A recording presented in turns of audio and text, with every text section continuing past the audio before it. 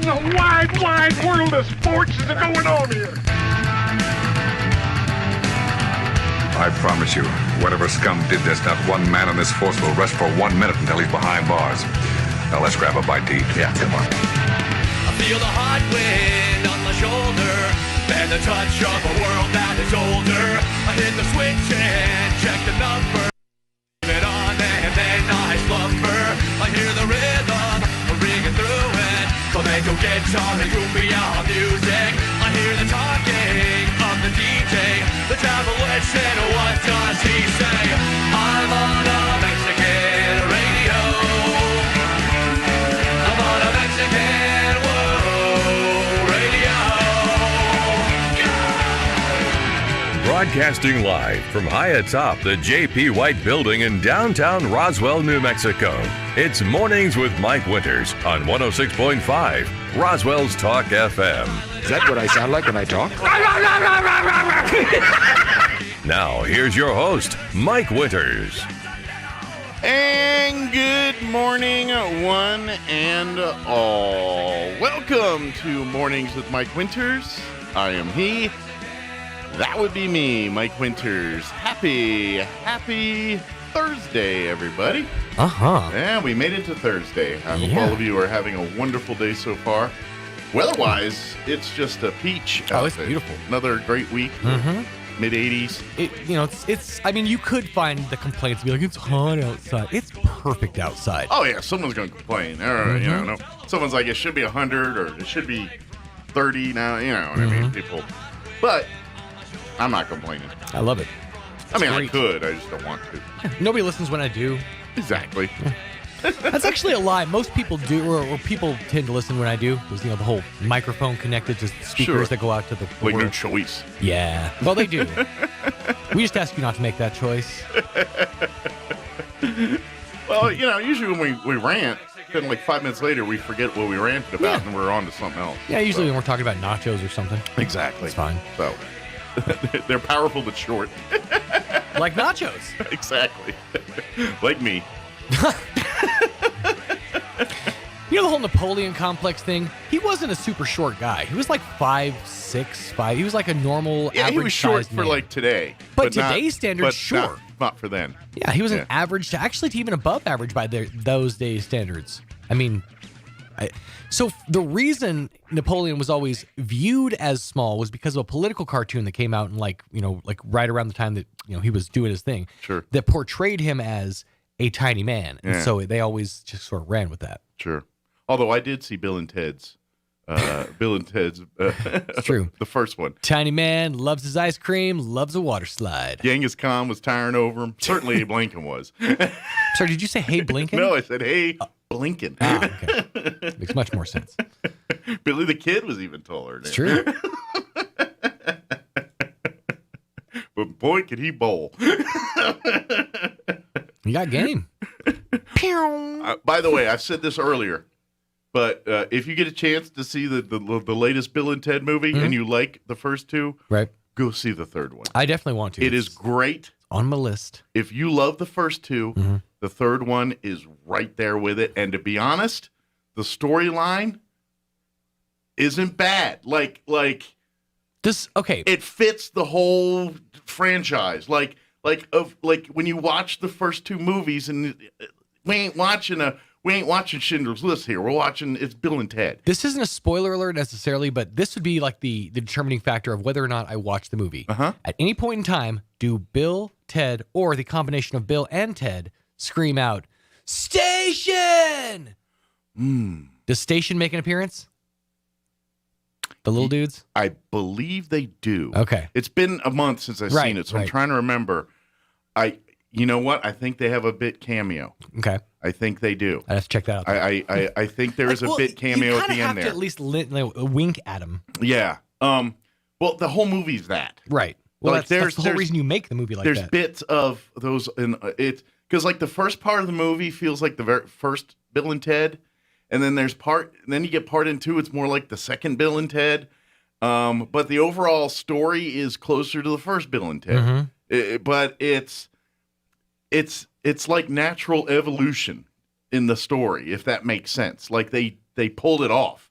Like for Bill and Ted, it was plausible because they focus more on the kids a little bit in this one. It really for Bill and Ted, it's a 10. This is maybe the most interesting paragraph I've ever read in my entire life. Yeah.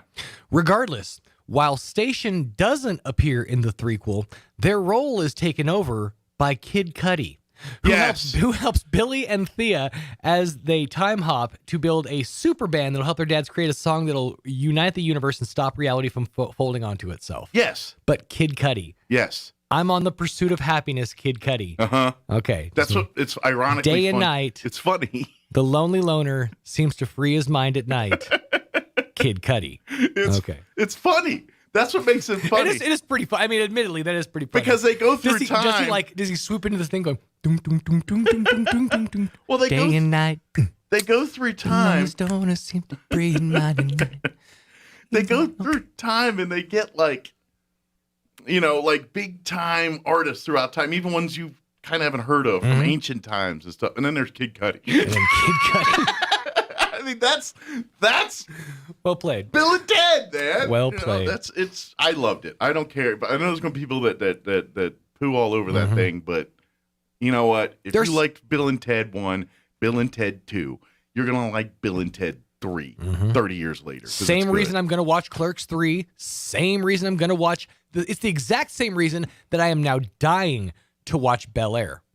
I watched the full trailer. Because like yesterday, I just watched part of it without the sound. Dude. Yeah? Dude. They lean into so much of it. So I don't want to spoil everything, but it is a dramatic retelling of The Fresh Prince of Bel Air. But they do it. It really does. I'm impressed. It's hard to take it seriously because I know the original. There's how trailers do that thing where they just montage a bunch of clips in the third part of the trailer.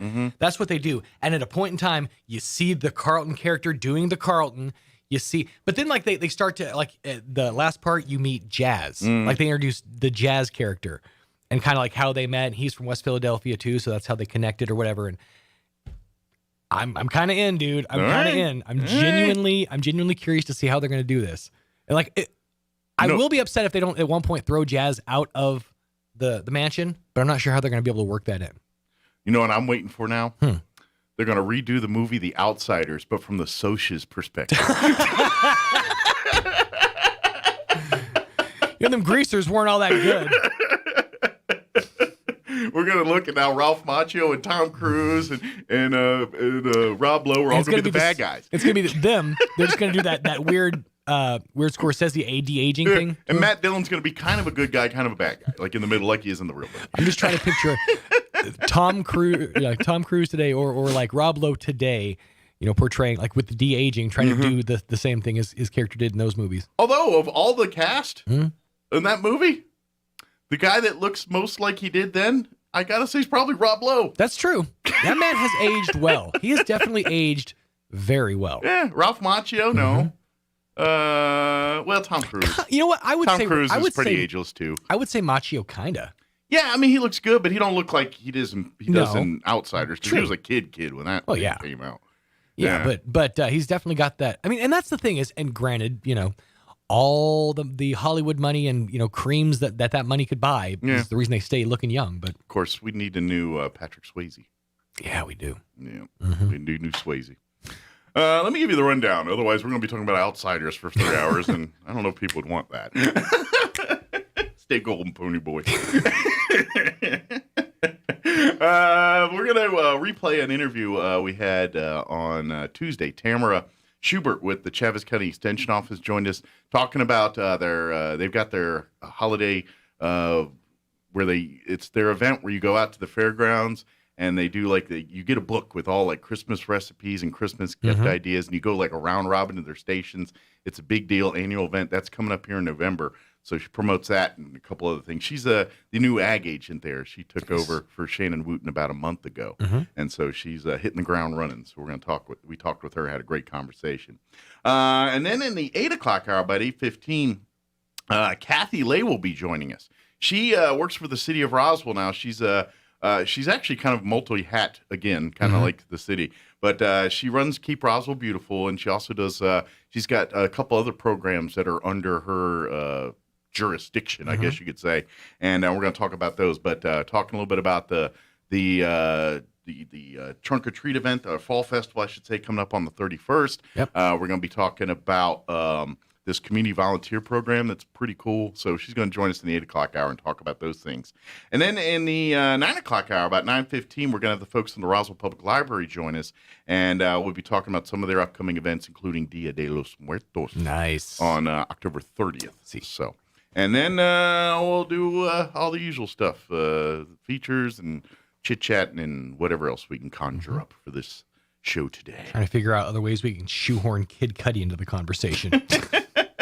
Tell you, I watched of all the things I expected to see when I googled Bill and Ted's, the new Bill and Ted movie. That's not the one. That's not the fact I expected to see. Well, the fact that it's what I like about this, it's actually a new spin on it that's kind of funny, and I don't think this is too much of a spoiler alert.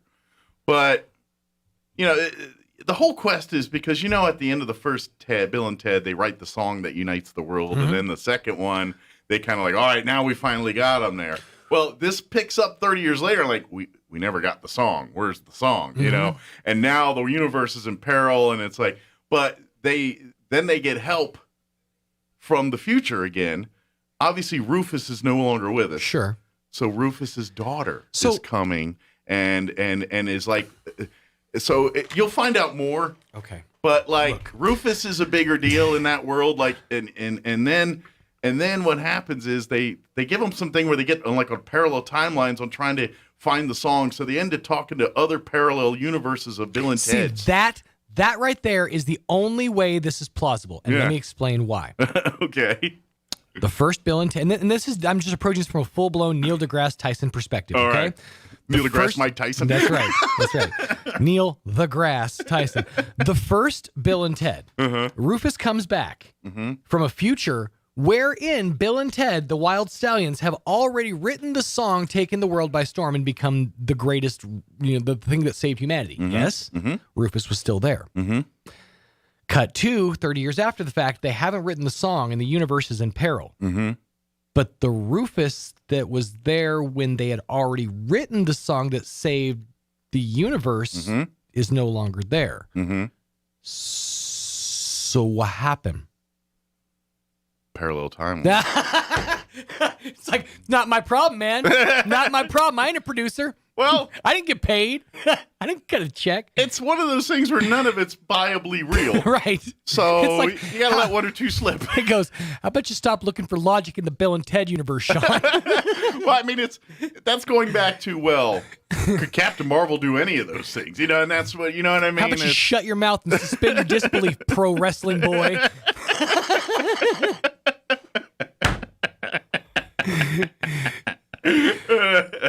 But I you know what? I had my teeth out. I was laughing. I loved the movie. It was warm fuzzies all over for me. So, what are you gonna do?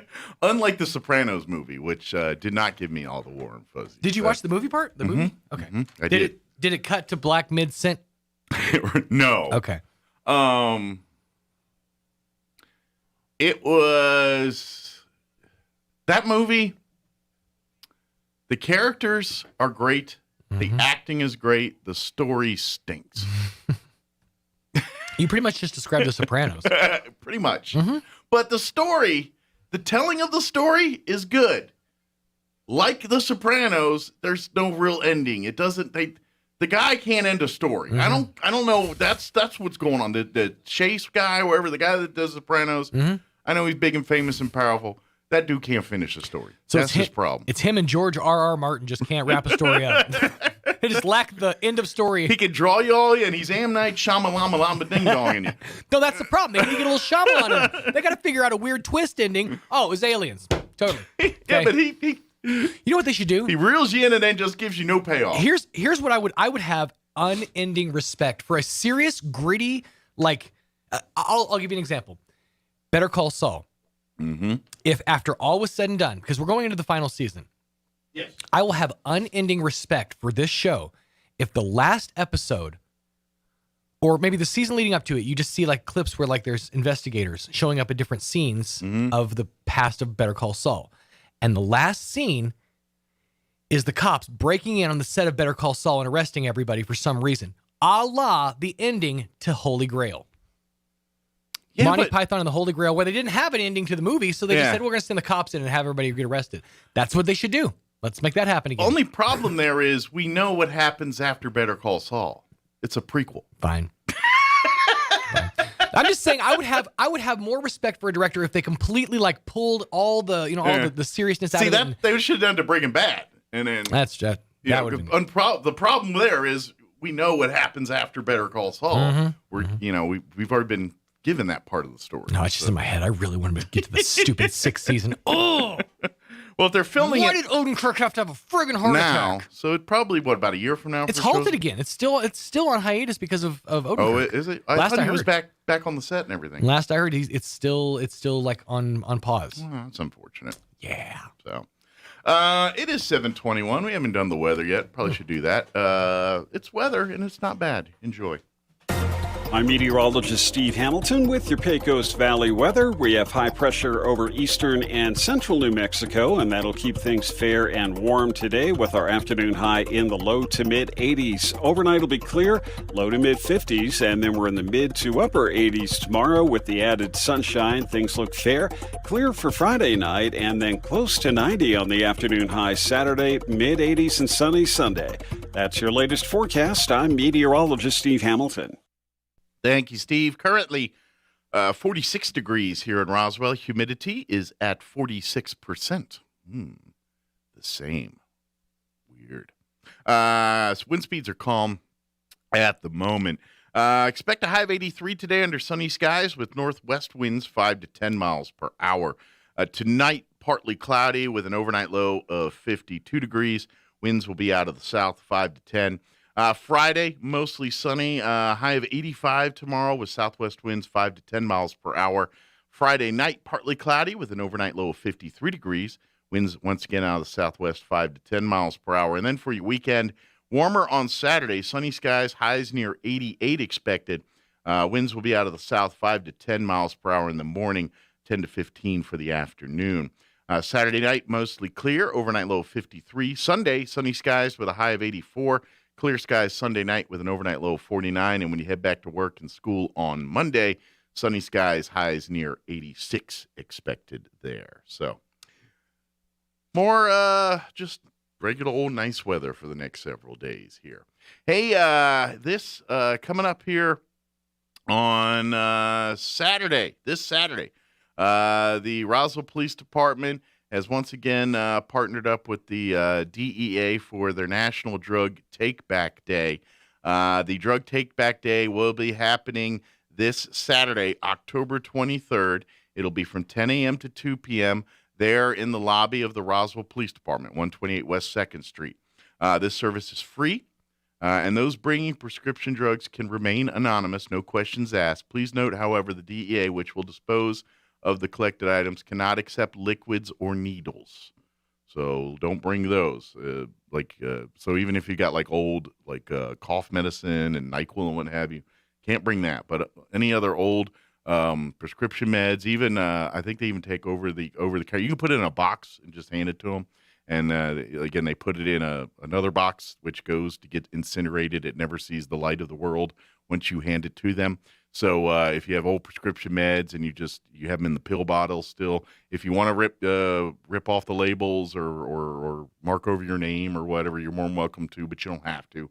If you just throw it even in a box or something, a bag or something, and it's sealed, they'll take it and then they incinerate it. But no needles, no liquids. Don't bring those. But everything else, game on and no questions asked. But I will tell you this because it's part of the DEA, that 10 to 2 is stringent. They won't accept anything at 9:59. They will not accept anything at 2:01 p.m. So you need to make sure that you are there promptly between that hours of 10 a.m. and 2 p.m. to take those unwanted prescription drugs and things like that. But they usually do it once or twice a year. And again, this is something they've been doing for quite a few years now. But they actually, I know in years past, we talked to some of the folks from the RPD about quantities and things, and it's good and bad, because it's great because they get a large amount of drugs off the streets this way. But the negative side is, man, there's a lot of stuff on the streets out there. It's kind of like when they do e-waste events and all. It's great because you see people bringing a bunch of stuff, but then you kind of think it's like, man, there's a lot of just junk sitting out there, So it's kind of one of those deals. But again, it'll be this Saturday, October 23rd at 10 a.m. to 2 p.m. at the Roswell Police Department, 128 West 2nd Street. Again, free of charge. Just bring those prescription drugs, and do not bring any liquids or needles there. All right, it is 7:25. Let's go ahead and take a quick commercial break, and then on the other side of the break, we're going to play our interview with Tamara Schubert, the ag agent, or not ag agent, she's the home ec agent for the Chaves County Extension Office. I'm talking about some upcoming events there. Don't go away. That's coming up on the other side. You're listening to Mornings with Mike Winters. Times are changing, and today's funerals aren't always the sad and solemn events you might expect. This is Gabriel Casaus from Lagrone Funeral Chapel. Along with hymns and scriptures, today's funeral services are often filled with fish stories, country songs, and a joke or two, golf clubs and hot rods, favorite recipes, and kitchen disasters. At Lagrone Funeral Chapel, we believe a funeral should reflect your loved one's personality, passion, and sense of humor. When you lose a loved one, we're here, because at Lagrone Funeral Chapel and Crematory, we make it personal. 900 South Main, Roswell.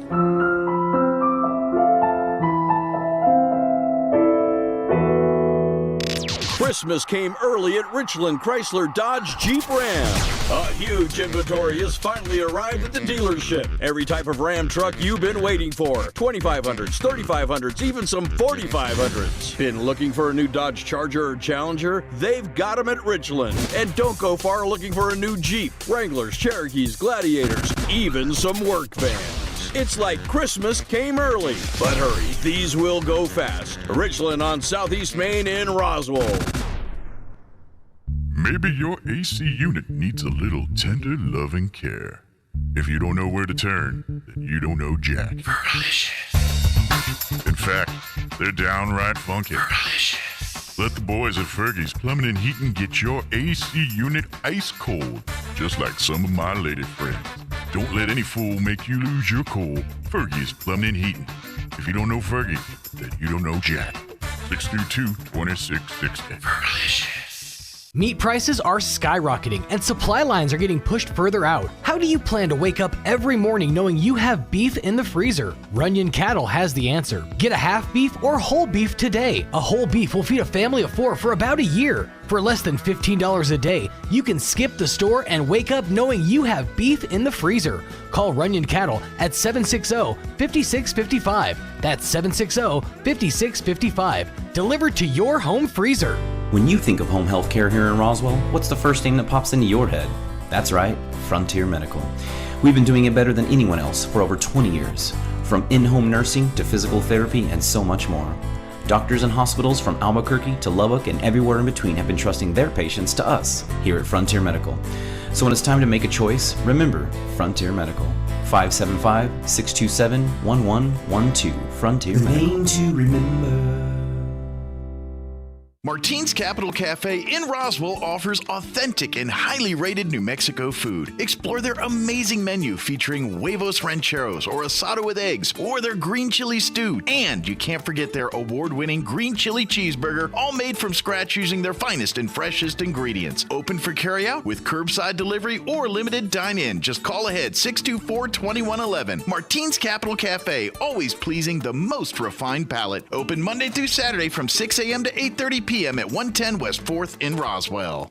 Here's a Mornings with Mike Winters fun fact. Due to extreme pressure and weather conditions, it literally rains diamonds on Neptune and Uranus. Stop snickering because I said Uranus. Here's Mike Winters.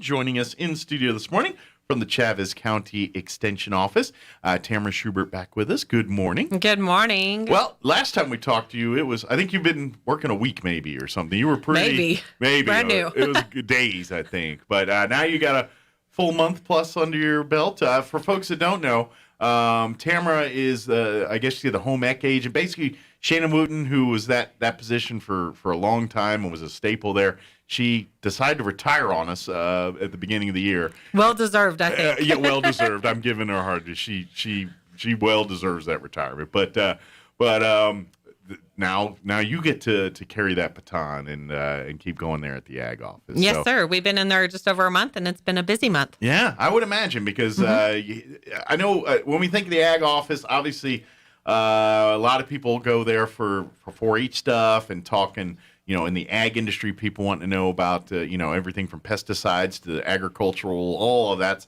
and the extension office helps that. But really, for the community side, for those of us that aren't into ranching and farming and 4-H, this is where you can help a lot of those people, because when it comes to your health, when it comes to nutrition, when it comes to just quality life at home, that's kind of that's your world. That's where you can help folks, and there's a lot of resources and opportunities through the extension office, and you're the person that can help them get there for that. Yes, sir. So this position covers a wide variety. It's family consumer sciences, so it's anything with finances, child development, food and nutrition. Yeah. And it covers a wide blanket. Yeah, it's kind of the home life side of everything. Yes, sir. And just, we want to get youth and adults resources for the other stuff. But, this is the stuff where I think benefits are bigger umbrella people. You know what I mean? All of us have to eat healthy. All of us have to make sure our household is in order and things like that. And that's where you come in and say, yeah, I can help you do that. Absolutely. Help you eat. I know probably one of the more popular resources that are utilized through you are the diabetic side. I know with Shannon, they had the not only the diabetic cookbook class, so basically classes to teach you how to cook your favorite foods that are more friendly towards diabetic and less sugar, less carbs, less that go to that, but still eat your pizzas and things like that and do it in different ways. But also you have your class for like pre-diabetics and things where, all right, the doctor gave you the bad news. You're on the path to being diabetic. You're not there yet, but guess what? You sign up for these classes and things. They can help you work to get healthy again, get you on the lifestyle, help you lose weight, help you learn to eat to something that's better to your body and your situation now. And it's real easy to have that death sentence or life is over mentality when you get diagnosed with diabetes. Like, great, now I'm eating. Where do we go? Yeah, great. Now there's no more ice cream, no more pizza, no more of this. And it's like, no. We can. This is not a death sentence. It's just time to reassess how you do things, and let's see if we can find a way to, not get you into a healthier lifestyle, but do it so you enjoy it and you like it, and it's not an effort. Right. So our kitchen creation courses, I actually just had our program meeting this month. Okay. So our kitchen creations, which is all about the diabetes and stuff, you get some hands-on and some instructional training in that. Those will kick off next year. Good deal. So if you've been asking about those and things, start calling, getting on the lists and sign up and asking more information. If you want resources to kind of tide you over in the meantime, sure. Tamara can definitely point you in the right direction, give you some resources, give you some things. Obviously, always talk to your healthcare professionals about this stuff too. They're always a wealth of information too. But absolutely, it's just finding your new routine is really what it is finding that new lifestyle, that new routine, and that's your office does that. I mean, all the time. That's just what they're doing. And now, now that you kind of came in right at the fair here, so did you get to see were you part of some of the judging side and some of that, or? We did. I helped with a couple of things, and then I had the inside exhibits along with the fair booths and stuff, so hopefully everybody made it out to the educational building at the fair. Absolutely. I've done this in the past, so I got to ask. I used to do the morning show in Artesia for like 8 years, and for a couple of years they asked me when they had the Eddy County Fair to help judge the foods, the breads, the cookies, the baked goods, and all that stuff. And now, when someone first asks you to do that, you're like, you mean I get to, yeah, all right, that sounds, I'll take one for the team here. But it's a job. It is. We had a lot of food exhibits this year, from cake decorating to pies to canned goods. But they enjoyed it. We try to split it between several different Good judges. deal. So yeah. So how was that for you? Was that kind of first time doing that kind of thing, or was that? Or I was an agent before. So we kind of fit in. But yeah, got the T-shirt. The exhibits and the food that came in this year were great. It's I don't get me wrong, I had a great time, but I ain't gonna lie, you got to pace yourself. I looked like a rookie the first year because I'm like, ooh, cookies. Yeah, I'll eat another cookie. And after an hour of this, you're like, you just got to take a bite. Come on. One bite. Like, no more, please. But that's it's. So trust me, if someone asks you to judge these things, have fun, do it, but be prepared. You got to do some training. And when they tell you don't eat the whole thing, don't eat the whole thing. Trust me. Unless you're just looking for some gluttonous debauchery, then help you stick to the pros on this. Right. So let me talk as far as like in the meantime with these classes and things. Is there are you just kind of steering people to the websites and things to kind of get some information in the meantime for now, or we do have some information in office. We do have other programs and stuff going on. It's just the diabetes program that will be kind of next year. Yeah. With the position being vacant, we missed out on some funding and stuff, so those programs will open back up. Gotcha. So be on the lookout for those next year here. In the meantime, call, ask, and if there's I don't know if you have a pre-sign up or anything like that, but ask about those and kind of check back. Maybe the beginning next year too for more information about that too as we get. But in the meantime, if you're looking for resources, if you're looking, maybe I understand time doesn't. If you just got diagnosed, you don't want to wait till next year to learn this stuff. You want to try to get involved with it now.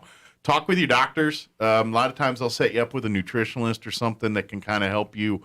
At least give you the basics, and then that gets you started. And then when the classes come around next year, you can sign up for those and find new creative ways to kind of meet those goals. And there's only so many ways to do cauliflower. I get you, but we can figure it out. Yeah, but we can definitely provide you with information, recipes, and things like that in the meantime. Yeah. And if you're just looking for something to do, they can always come join us at the Christmas Showcase next month. That is coming up. This is another traditional event. It's kind of like a pre-playbook for Christmas, and people sign up quickly for this. So so don't dawdle when. But basically, and if it's different than this year, let me know. But basically, you come out to the event and you get to go like round robin style to these different booths. It's different. Sometimes the recipes for foods for Christmas, for the holidays. Sometimes decor, arts and crafts, things like that. And it's all packaged in a book. Yes, and so you go around and kind of try and pick the things you really like and do, and then get the book. And then you can kind of recreate and do some of these things for your holiday with your family and all that stuff. It's very affordable. It's very cheap, but $5. It's $5. But it's people want that book. That book is people. It's almost like that's what they're paying the $5 is for that book.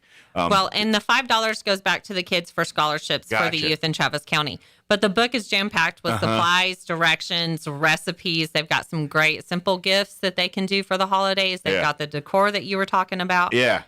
I'm guessing if there was a book available commercially to buy like this, you're probably paying 4 times that to get something like this. And this book is different every year. So if you've gotten previous years or one from last year, it's not the same book. There's new ideas. There's new things in there. So come out. If you got one last year or the year before, probably not last. But did last year it happen? I'm not.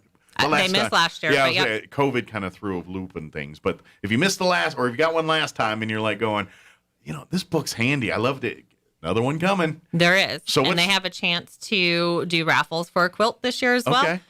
Door prizes if they come and join us as well. Awesome. So so give us all the particulars, the dates, times, and everything. So it'll be Tuesday, November the 9th. Okay. They have a showing at 1:30 and a showing at 6:30. Okay. And where is it taking place this year? It's going to be at the fairgrounds this year in the new pavilion building. In the new building at the Travis County Fairgrounds. So yes, sir. Come on out.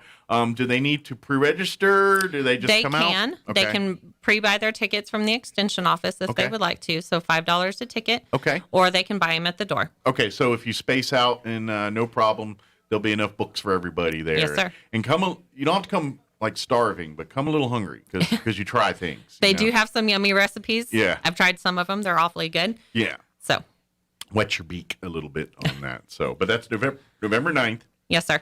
What time again? 1:30 and 6:30. So you got a 1:30 afternoon, and then for those who have to work during that time, you can come after work there, come about 6:30 and come and definitely if you're looking for ideas for holidays, like from food to decor to just looking for even new traditions and things, this book's full of that stuff. It's just and I don't care if you're a new family starting out, maybe it's the first Christmas with the kids and all that, some great stuff there, or if it's Christmas number 27 with the family here, it's whatever it is, you're going to find stuff. And it's a great book. I'm telling you, people covet this thing, and it's one of those things. I compare it to the pumpkin rolls that the Christmas Bazaar folks do, which is probably coming up here as well, too.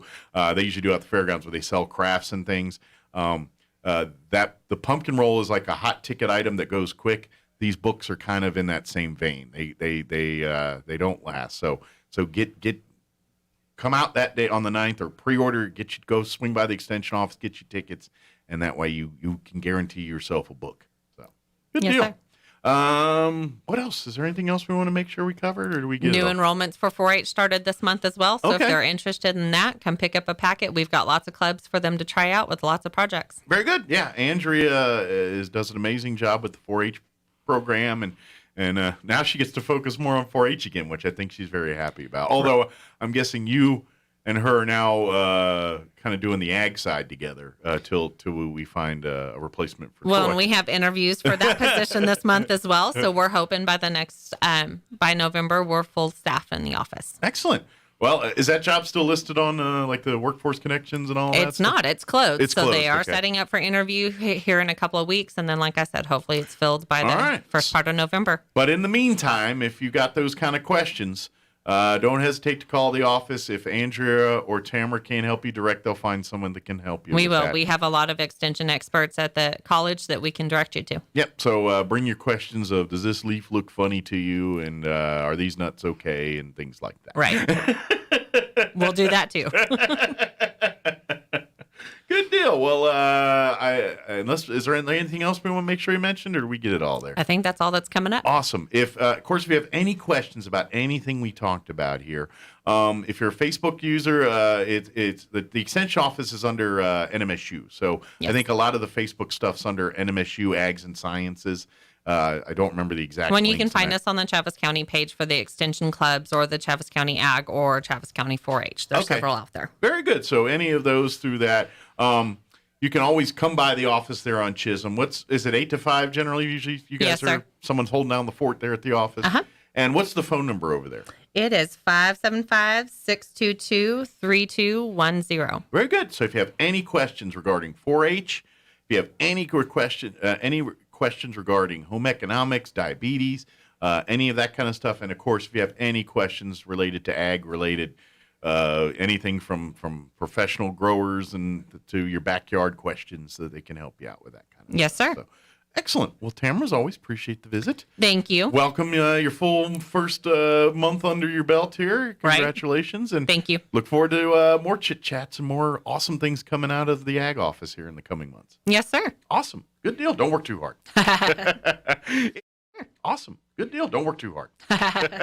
It is 8:54. Let's go. Now for a Pecos Valley News update, I'm Jared Cirillo. A major rehab of a half-mile section of North Atkinson Avenue in Roswell will begin starting Monday, continuing for the next 6 months as street pavement is replaced and repairs and improvements are made to sidewalks, curbs, and gutters, and ADA ramps that serve disabled citizens. The overall project area is from East 2nd Street to Cherry Street, but work will be carried out in 4 phases, so only small sections of the project area will be affected at any one time. Federal water managers warned Wednesday that, like other basins across the western U.S., the Pecos River Basin in New Mexico is likely to experience more water shortages as temperatures continue to rise over the next century. The U.S. Bureau of Reclamation discussed the findings of a recently completed study on the basin during its virtual briefing, saying the goal of the work was to better understand the threats to water supplies in the region due to climate change. You're up to date. I'm Jared Cirillo. What do you do with a major company that's distrusted by most of its customers? The entire Congress, both Democrats and Republicans, remains arrogant and blind to public perception, and has used up all of its goodwill. Well, you could apologize and change the company's management, or you can do what Facebook is about to do. I'm Kim Commando, brought to you by T-Mobile. Their advanced network now goes farther than ever before. Visit T-Mobile.com/55 today. The inside word is that sometime next week, believe it or not, Facebook will abruptly change its name and attempt to rebrand itself. Mark Zuckerberg says the name change will reflect its focus on building the metaverse. And I can hear many of you ask, what's that? It can mean many things, but generally, the metaverse is a digital universe, much like the all-immersive video game worlds of today. You don't have a video call. Your avatar is a part of it and interacts with everyone. But the real question is, will Facebook change its way? With Zuckerberg and Sandberg still in control? Probably not. Get updates at commando.com. As we age, fatigue and failing endurance can't be fixed with more and more caffeine. Introducing a new way to start your day. Super Beets Heart Chews, a tasty treat that gives you the energy you need, and it's good for you. No more afternoon coffees, energy drinks, and candy for a quick pick-me-up. Just add 2 delicious plant-based Super Beets Heart Chews to your morning routine and promote heart-healthy energy for your day without a caffeine crash. Super Beets Heart Chews' unique, clinically researched grapeseed extract promotes heart-healthy energy and normal blood pressure as part of a healthy lifestyle. The grapeseed extract used in Super Beets Heart Chews has been clinically shown to be 2 times as effective at supporting normal blood pressure as a healthy lifestyle alone. Join over 1 million customers and get free shipping, free returns, and a 90-day money-back guarantee. And right now, you can get a free 30-day supply with your first purchase at kimsbeats.com. kimsbeats.com. I'm meteorologist Steve Hamilton with your Pecos Valley weather. We have high pressure over eastern and central New Mexico, and that'll keep things fair and warm today with our afternoon high in the low to mid 80s. Overnight will be clear, low to mid 50s, and then we're in the mid to upper 80s tomorrow with the added sunshine. Things look fair. Clear for Friday night, and then close to 90 on the afternoon high Saturday, mid 80s and sunny Sunday. That's your latest forecast. I'm meteorologist Steve Hamilton. It's time for the Chavez County Sports Report. Last day of the soccer season, the Roswell boys and Goddard girls both have a chance to finish atop the district standings. The one with the best chance, well, for sure it's going to happen, is the NMMI Colts boys soccer team. They are 13-3-1, 5-0 in district play. They'll be finishing off against Hatch Valley today at 3 o'clock. All of the other matches are at 6 o'clock today. It's Roswell against Clovis. Roswell is 4-1 district play. Hobbs is 5-1, having wrapped things up. And you've got Goddard's boys playing at home against Lovington. Lovington's still undefeated atop that district. Girls soccer, it'll be Roswell at Clovis. Roswell finishing things up with a 10-9 record right now on the season overall. But Goddard 8-11 overall, but 4-1 in district at Portales, which is 8-8. Goddard defeated Artesia Saturday 3-0. The Sports Report brought to you by DSI. Call DSI for all your office technology needs. I'm Eric Butler at Roswell's Talk FM 106.5. With the SRN News Business Brief, I'm Bill Alexander.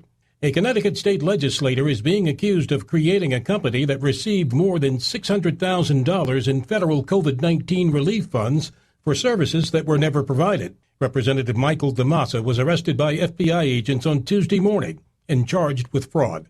New Mexico's Child Care Department is sending millions of dollars to child care centers in an effort to keep them in business, awarding grants to pay for everything from salaries to rent. $157 million in awards will go to over 1,000 child care providers, from large child care centers to those who offer care out of their homes. On Wall Street, the Dow up 152 points, closing at 35,609. The Nasdaq down 7 to 15,121, and the S&P 500 up 16 points to 4,536. With the SRN News Business Brief, I'm Bill Alexander in Washington. The biggest sale in the history of southeastern New Mexico is back at Roswell Nissan. King of cars. With every vehicle on the lot slashed to liquidation pricing. Like a 2020 Versa slashed to under 18 grand. A 2014 Jeep Patriot slashed to under 13 grand. And a 2015 Sentra slashed to under 9 grand. Get free AirPods just for stopping by and enter to win one of 3 LED smart TVs, including a 58-inch 4K Ultra High-Def Smart TV to be given away October 23rd at 1 p.m. sharp. King of cars. On now at Roswell Nissan, 2111 West 2nd. Spending money we don't have has become the American way of life. Oftentimes, we get sucked into the rush of buying the next big thing, only to be left with a stack of insurmountable debt. Did you know that 63% of Americans don't have enough savings to cover a $500 emergency? What else is interesting is self-storage units are now a $12 billion industry that barely existed 40 years ago. It seems that most everyone is looking for the newest phone, the cable provider with the most channels, and the television with the biggest screen. Needless to say, times have changed. Why are we so intent on keeping up with the Joneses? What does the Bible have to say about being a good steward? It's time we gain some perspective and learn to be content in any and every situation. Please join us as we try to do that at Country Club Road. Join us at the Country Club Road Church of Christ for worship at 10 a.m. on Sunday, located on the corner of Country Club and Washington in Roswell. Where can you find the best selection of beautiful and unique home decor in the region? Easy, Casa Decor in Ruidoso. For years, people from all over have come to Casa Decor for the best selection of rustic, real wood furniture, beautiful decor from the Southwest and beyond, and quality outdoor furniture and accessories that are built to last a lifetime. At Casa Decor, they have over 10,000 square feet of showroom for everything you need. Casa Decor opens 7 days a week from 9:30 to 5 at 1214 Meacham Drive in Ruidoso or online at casadecorruidoso.com. Proud supporter of local high school sports. Christmas came early at Richland Chrysler Dodge Jeep Ram. A huge inventory has finally arrived at the dealership. Every type of Ram truck you've been waiting for. 2500s, 3500s, even some 4500s. Been looking for a new Dodge Charger or Challenger? They've got them at Richland. And don't go far looking for a new Jeep. Wranglers, Cherokees, Gladiators, even some work vans. It's like Christmas came early. But hurry, these will go fast. Richland on Southeast Main in Roswell. Here's a Mornings with Mike Winters fun fact. The catfish has over 27,000 taste buds. Do you think they prefer fried or blackened? Here's Mike Winters. And good morning. It is 7:52. Got a few minutes for the top of the hour here. Stay tuned next hour, about 8:15 or so. Kathy Lay is going to be joining us. She's with the city of Roswell. She wears quite a few hats, but she's the Keep Roswell Beautiful coordinator. She also has a few other programs under her umbrella, and we're going to be talking about some of those next hour. Of course, we'll be talking about the Fall Festival, which is happening on Halloween, October 31st. From 4 to 8 p.m. at the Roswell Convention Center. Free event with trick-or-treating, carnival games, the jumpers, the inflatable jumpers, music, creepy crawlers exhibit from the Spring River Zoo, teal pumpkin with the Roswell Public Library, and much more. The Roswell Fire Department, the Roswell Police Department, and other city departments will be a part of this big event as well, along with Waymaker Church, and a lot of fun. But she's going to talk a little bit more about that next hour, and then her... a couple other programs too, really cool with basically with a big community-wide volunteer program and scholarship opportunities. So we'll be talking all about that with Kathy next hour. Couple of other things coming up here I want to remind folks about. Of course, this Saturday is at a lot of stuff happening. Of course, the Alzheimer's Walk is happening, beginning, really the ceremonies and everything start about 9:30. They want folks to register and everything about 8, but Walked In Alzheimer's, that's happening at Cielo Grande Saturday morning. You can go and still register for that and donate. Also happening on Saturday at the Historical Society for Southeast New Mexico. They are having the Kids Arts Program, CAPS program. It's part of the Roswell Communal Theater. They're presenting their presentation, The Living Museum, Past and Present, October 23rd, this Saturday from 10 to 4. Come hear the stories of people who have shaped Roswell, learn about local nonprofits and businesses here in our community, enjoy family activities, including reenactors, interactive demonstrations, take-home crafts, raffles. The raffle's cool. Book crafts, booths, and much more. It's a bunch of fun for the family. Bring the kids out. But yeah, they got basically they've got a little deal for the raffle where they have basically a bank in the Depression era went under, And of course, the feds came and confiscated the paperwork and everything, the cabinets with stuff in it, and they didn't turn it over till 60 years later. And so now you can raffle to get a ticket to open one of these drawers and see what's inside, kind of thing. They're having fun. Everyone's going to guaranteed to win a prize and have some fun with it. But it's all a fundraising event for the kids' arts program there at the Roswell Communal Theater and the Historical Society. You can register.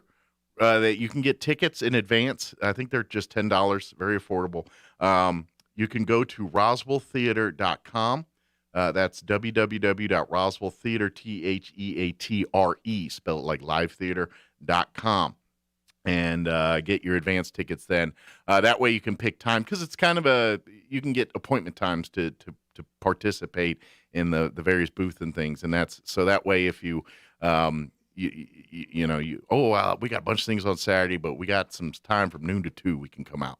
Well, then go online to roswelltheater.com, get your tickets, schedule time between noon and 2, and then come on out.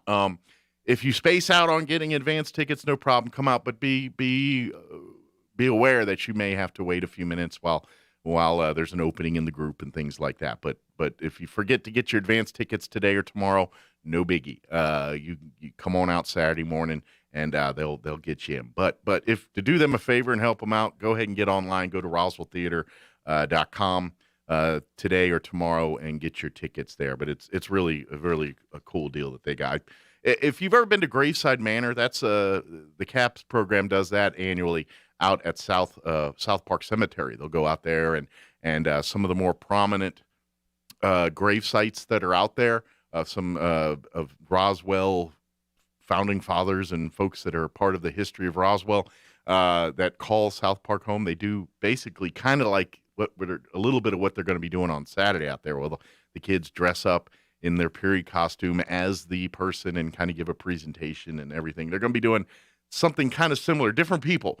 One of the beauties of being able to do it at the Historical Society is we can focus on some of the prominent figures that's impacted Roswell that don't call South Park Cemetery their permanent resting place. So there's going to be some different characters, different people they get to portray. It's really cool. Support these kids, support the Historical Society. It's fun. You'll enjoy it. Spend a couple hours on Saturday out there. Again, go to roswelltheater.com to do that. And then support the Walk to End Alzheimer's. Even if you can't walk or participate in their ceremonies, make a donation, help out. That's how we get over these. I mean, it's great to see they're actually having a in-person event this year. Last year it was all virtual and because of COVID. So that's great. But the real heart at the end of this is we need to raise that money to they're close. I mean, this past year they've made great strides in medications for getting closer to finding a cure for Alzheimer's and some of these dementia-related illnesses. So we're close, and so events like this maybe help push it over the top a little bit there. So participate if you can. That'd be great. Awesome thing. So, and matter of fact, if you go back in our archives there at ksvptv.com, you'll find an interview we had with Don and Katie from the Alzheimer's Walk, talking all about the event and everything you need there. Go back and check it out at your leisure. Hey, also happening, we got of course a bunch of trunk or treats and things happening this weekend and next. Got a big dance coming up Saturday, October 30th at Westminster Presbyterian Church. Polish up your dancing shoes and boots and get ready for an evening of good food, great music, and a lot of fun. The dance will be Saturday, October 30th at Westminster Presbyterian Church. They're in the Fellowship Hall, 2801 West 4th Street, from 6 to 9 p.m. The fabulous Cibola Springs will be providing the entertainment. Guys and gals, bring your partner or come alone for a wonderful evening of music and dancing. Yeah, come alone and meet a guy or gal. Admission is just $5 per person. And additional $5, you can purchase a delicious barbecue brisket dinner. Dang, brisket dinner for $5? I'm in. Come on, and don't miss out on this fantastic evening of fun and good food. It's a benefit to help Westminster Presbyterian Church program. If you have any questions or like some more information, please call 575-910-4648. Again, that's 575-910-4648. All right, closing in on 8 o'clock, time for some Town Hall News. We'll be back on the other side. Do not go away. You're listening to Mornings with Mike Winters. Don't go away. On air and online, this is Roswell's home for talk radio, KEND Roswell. News this hour from townhall.com. I'm Rich Thomason.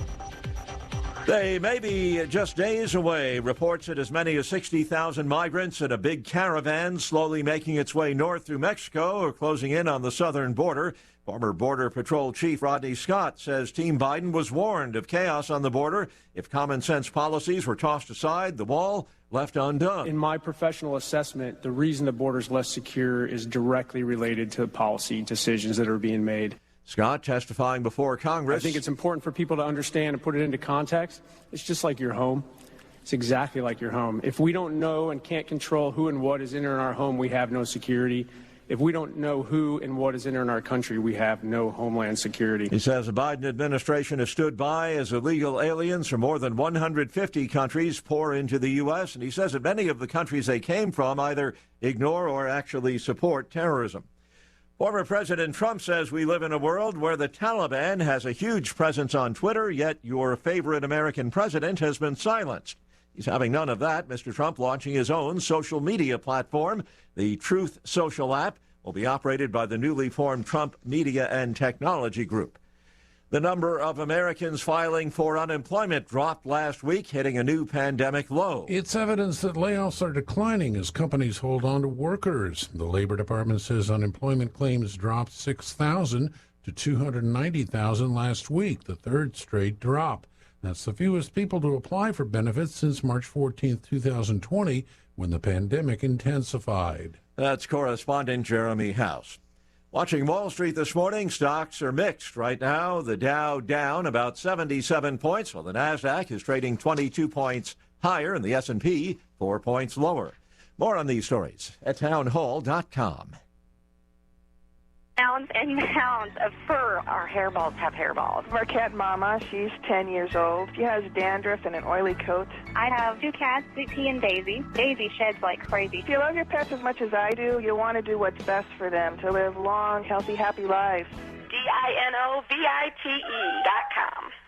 I just tried this wonderful Catalicious Dynavite for cats, and my cat has been on it for 2 weeks. She is not scratching anymore. She's not chewing anymore. It is just the best. I was thrilled when I heard Dynavite for cats was coming out because I had seen the changes in my dog. To introduce my cat to Dynavite, I took the advice from Dynavite and put their food on top of just a scoop in the bowl, just to get them used to it, because I know if I even switch one little thing, they put their nose up to it. There was not one problem. Dynavite for life. You won't believe how happy your cat will be. DINOVITE.com. A giant document dump details how some countries are trying to influence climate policy. The leak of tens of thousands of documents shows governments around the world pressuring UN scientists to change what is the most authoritative scientific assessment of how to tackle climate change. Saudi Arabia and Australia want less emphasis on cutting out fossil fuels. Meanwhile, some wealthy countries, notably Switzerland and Australia, question the need to increase funding to help poorer nations. And India warns it is likely to go on using coal for the next few decades. That's BBC correspondent Justin Rolat. The White House says the U.S. has donated its 200 millionth COVID-19 vaccine shot to help vaccinate the rest of the world. The Biden administration aiming to lead a global vaccination campaign. News and analysis, townhall.com. The feds investigating an espionage case think they have found the smoking gun. The FBI found a trash bag of shredded documents, thousands of dollars in cash, latex gloves, and a go bag when they searched the home of a Maryland couple accused of trying to sell information about nuclear-powered warships to a foreign country. That's according to the testimony of an agent on Wednesday. Jonathan Toby, a Navy nuclear engineer, and his wife Diana were arrested this month on espionage charges. A lawyer for Diana Toby argued in court Wednesday that the FBI had no evidence that his client knew what her husband was up to. The foreign country has not been named. Keith Peters reporting. A man has been charged with murder and preparing acts of terrorism in the stabbing of a conservative British lawmaker. He was stabbed as he met with constituents at a church hall last week. Police say a 25-year-old British man of Somali heritage charged in the death of David Amos. More on these stories, townhall.com.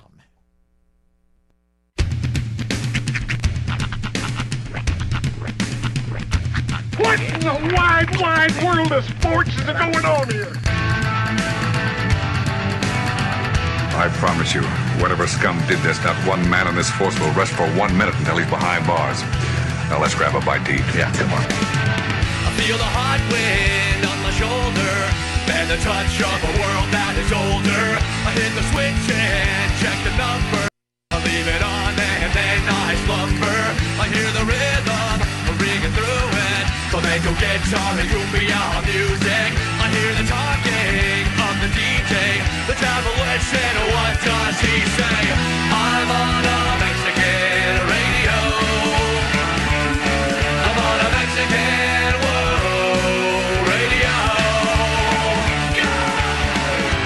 Broadcasting live from high atop the J.P. White Building in downtown Roswell, New Mexico.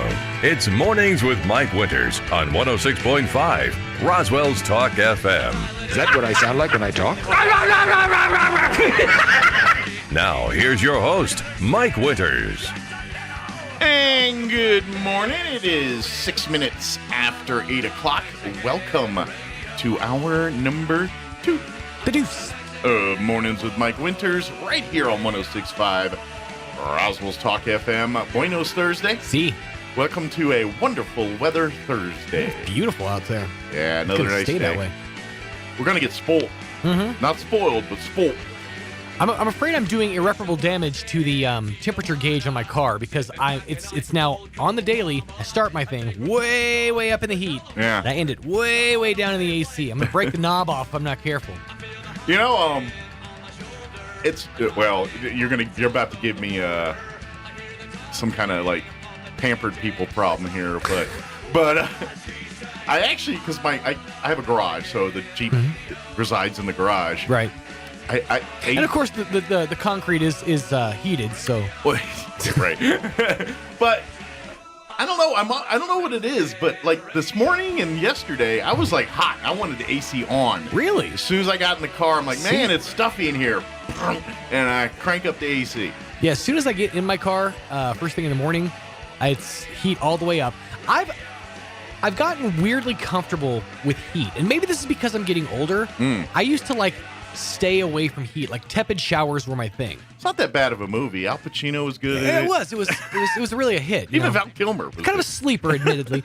But hot water and hot things and warmth in general, I used to like veer away from. I was like more of like a cold natured person. Yeah. But here lately, if there's, that warm, that like. I took a shower that was like hot enough to peel skin off of bone the other day.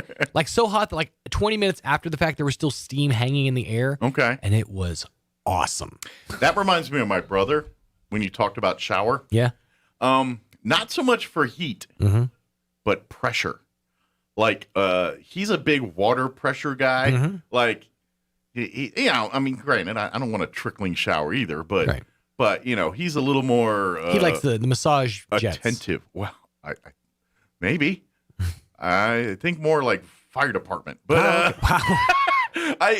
and the only reason I remember, because this was years ago, but back when he was a single man. And this was, my wife and I had been married a couple years, and we went out to Maryland to visit everybody. My brother was living up in a different part of Maryland in an apartment by himself. So we went up there and spent the night with him and hung out and all that, and took a shower. He stayed in a 2-bedroom townhouse apartment kind of thing. It was nice. It was all right for what but the bathroom, the shower, and it had good pressure. And then he went and got another like high pressure nozzle jobber on this thing. My skin was hurting because of the beating that it took from the water coming out of the shower head. Let me ask you this. Have you ever felt cleaner in your entire life? Well, I'm pretty sure I got... zestfully clean. Organs clean, not skin. Yeah, pores squeaky. I'm like, yeah, your liver's nice and shiny. You ever seen a kidney this clean? I tell you what. And you could see it, too, because the sprayer removed 3 layers of skin, so now you're translucent there. That's exactly. I was like, holy cow, what are you doing? Are you sandblasting in here?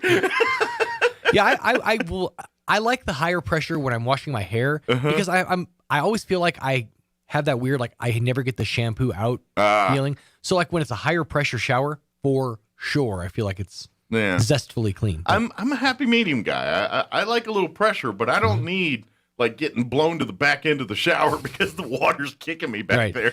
that one scene in Jackass where Johnny Knoxville splashed and splattered up against the wall. That's what it felt like. I was like, good Lord. You know what we've done? We've succeeded in making sure that everyone pictured us naked for the last 3 minutes. Drink it in. It always goes down, well, rough. It's a little. But if you do it fast, it's okay. Right. It's like a medicine. Just go down. Shoot it quick. Shoot it quick and pickle back. Yep. Oh man, that shower. Still this day. And I showered at like Boy Scout camp, like communal showers. Right. With those like prison style shower heads and everything. You know? You're like, how do you know about it? Because I've seen Oz. That's why. And there's a lot of shower scenes in Oz. But anyway. Not a lot of showering happening though, in fairness. Cleanliness, the furthest thing from the minds of the folks there in Oz. Yeah. Yeah, elephant sprayer. That's what someone, that's exactly what he had. See, I hesitate with the phrase elephant sprayer because I've seen the movie Freddy Got Fingered, and that means something entirely different at the end of that movie. Daddy, would you like some sausage? That movie's bad. That movie is terrible. What happens to Rip Torn in that movie is terrible. The fact that Rip Torn's in it is like shocking to me. Well, the guy needed money. He was having tax issues. That was the Rip Torn, interesting Rip Torn days. Yeah.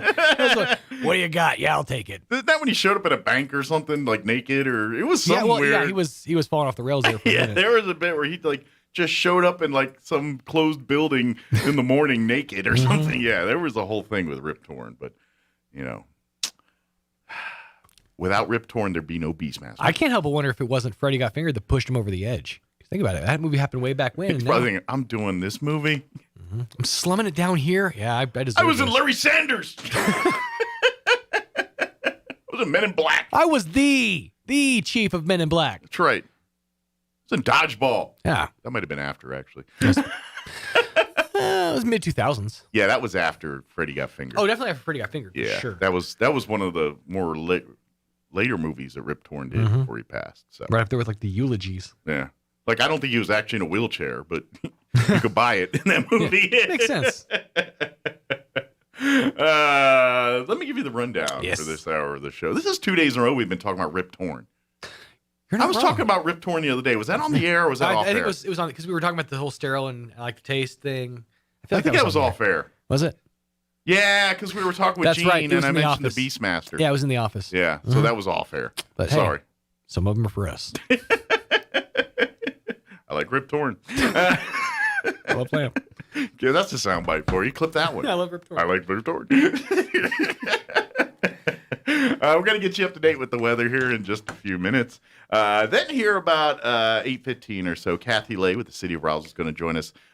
She wears multiple hats, but Keep Roswell Beautiful director. That's part of her umbrella, along with some other stuff. So she's going to join us, talk about the Fall Festival, volunteer program, bunch of stuff. So we'll chit-chat with her in a little bit.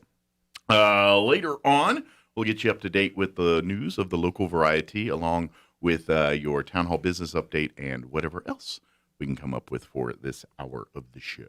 I wasn't saying hi to my mom. My ear was just itchy. You weren't doing a Carol Burnett? No, just my ear was... My dad used to. That was a thing my dad did for me. Tugged his ear? Mm-hmm. Say hi? Yeah. Well, no. He didn't tug his ear. He did a tongue. I don't want to know what he tugged. No, he did a tongue. That was his. Oh, okay. Here you go. And that was nice. That was his Carol Burnett. You know how I used to say hi to my mom? Hi. Hi, Mom. Hi, Mom. I know she watches, so. People are loving that Tiger King photo, man. Dude, I'm telling you, it's making the rounds. This is how we lose you. You're gonna go viral with this, and you're gonna go on tour. Well, the Michael King. If that's what moves the needle, God bless him, I guess. Well, it definitely makes the needle twitch a little bit. That's for sure. To be honest, it tells me I don't have to try so hard. Yeah. crack open the shirt, man. Start growing the back out again. Hey, is that all it takes? That's it. Put a party in the back. Let people breathe in your deep via chest hair. There you go. Slap a bangle on either side and call it a day. Hey, Kim, be careful. Mm-hmm. I'm attractive. That's right. Hot commodity. Only in trailer parks. Just photoshopped hot commodity. That's right. I'm a Photoshop 10. IRL, like a 7. Hey, Yep. funny gives you a few more points. I'm the Match.com photo they warned you about. I'm the Plenty of Fish profile that's probably gonna be a Russian bot. Yeah. All right, it is 8:15. I probably should do some weather. Here it is. Whether you like it or not. Well, you'll like it because it's good. Here it is.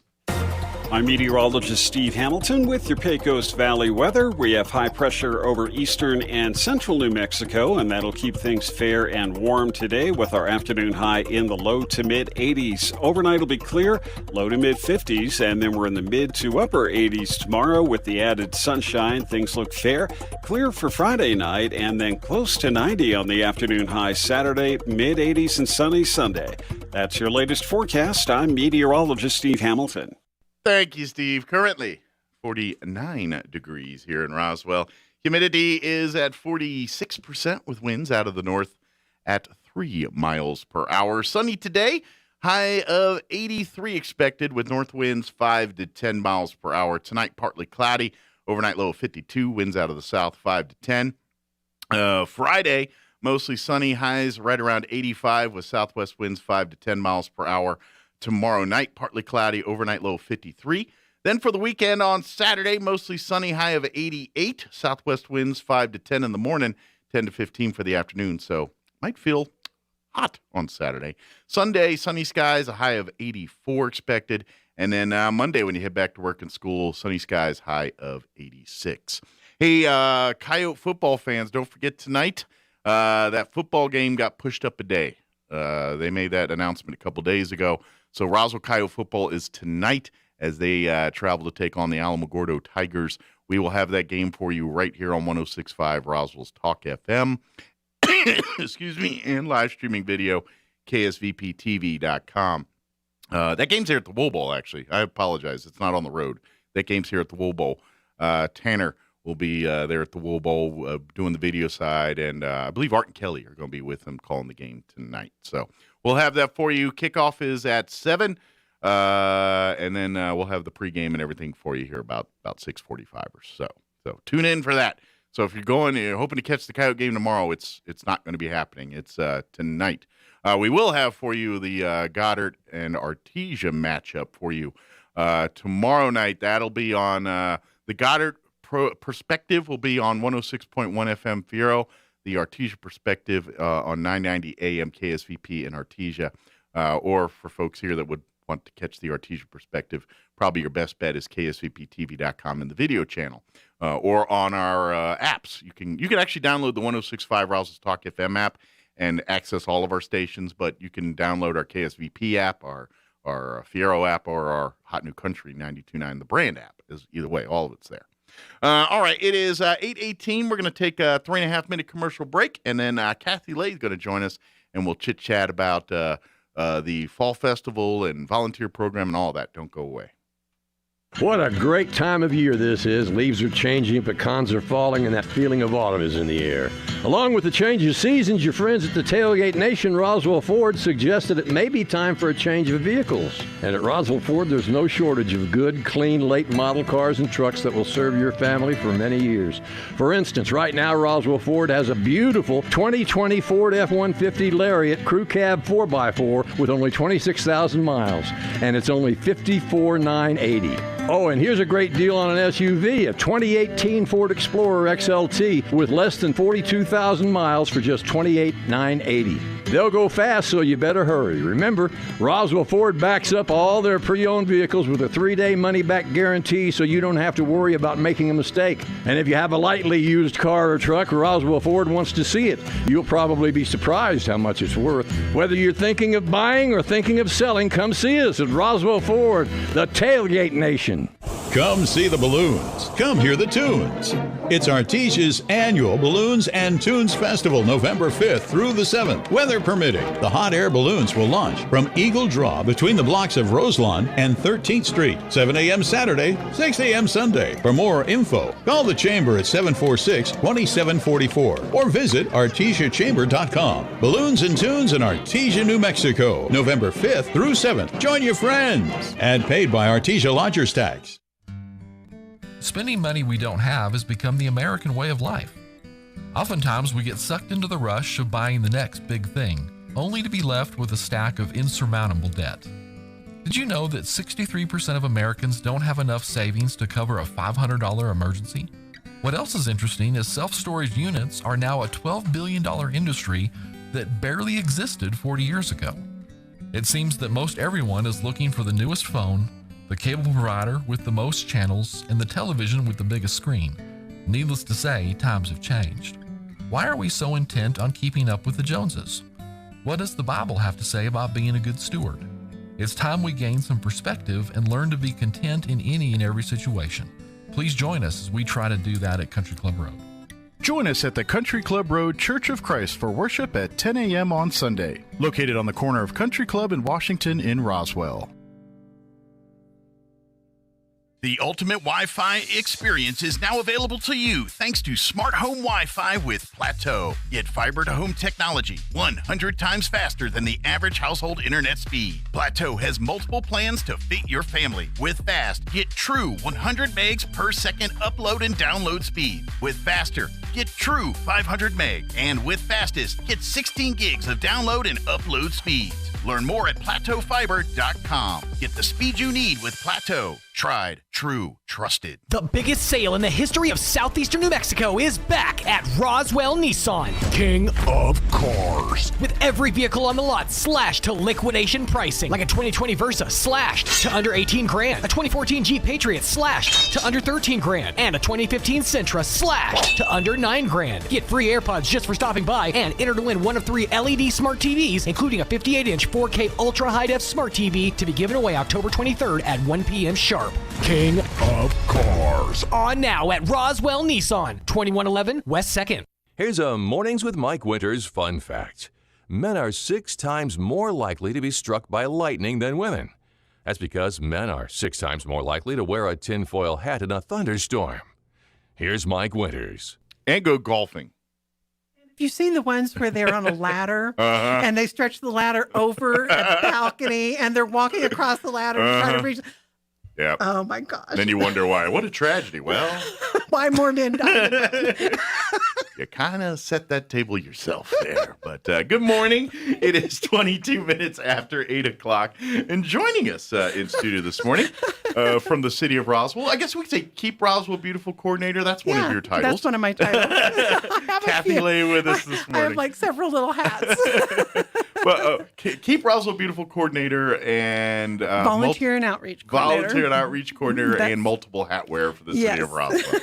Kathy lay with us this morning. And butting in, sorry. As soon as I heard that little blurb about the lightning storm, I remembered seeing this one of this whole thread of pictures, and it was about why men die younger than women. Yeah. And it was these outrageous things you see men trying to do to fix something or to do something that's just so dangerous, and it's hilarious. I'm pretty sure True Network, the True TV network, they have programming pretty much during the day all day because of those videos, because I think every time I flip through there, if they're not showing jokers, they're showing a marathon of world's whatever videos, and it's those people that stand on ladders, or swing from a tree that ain't holding nobody. Exactly. Or strap a rocket on their back with roller skates to see how fast they can go. Or a lot of things with motor-propelled vehicles and ramps. Yes, exactly.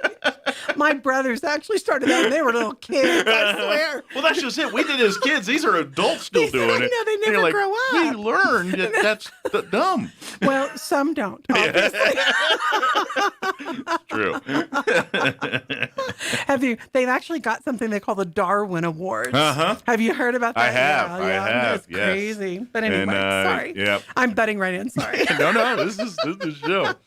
Of course, we got a lot to talk about. I do have quite a few things. I guess, do we want to talk Fall Festival first? I would love to talk Fall Festival first. Yeah. That is going to be October the 31st. It is at the Convention or Civic Center, whatever you call it, right next door to the Roswell Museum and Art Center. Yeah, right around the 9th and Main Street area. Yeah, right in that downtown area. there. We're just... Well, kind of north of true downtown. It's considered the downtown district still, I think. What they're doing is they're actually doing a free community event. And the city is coordinating it.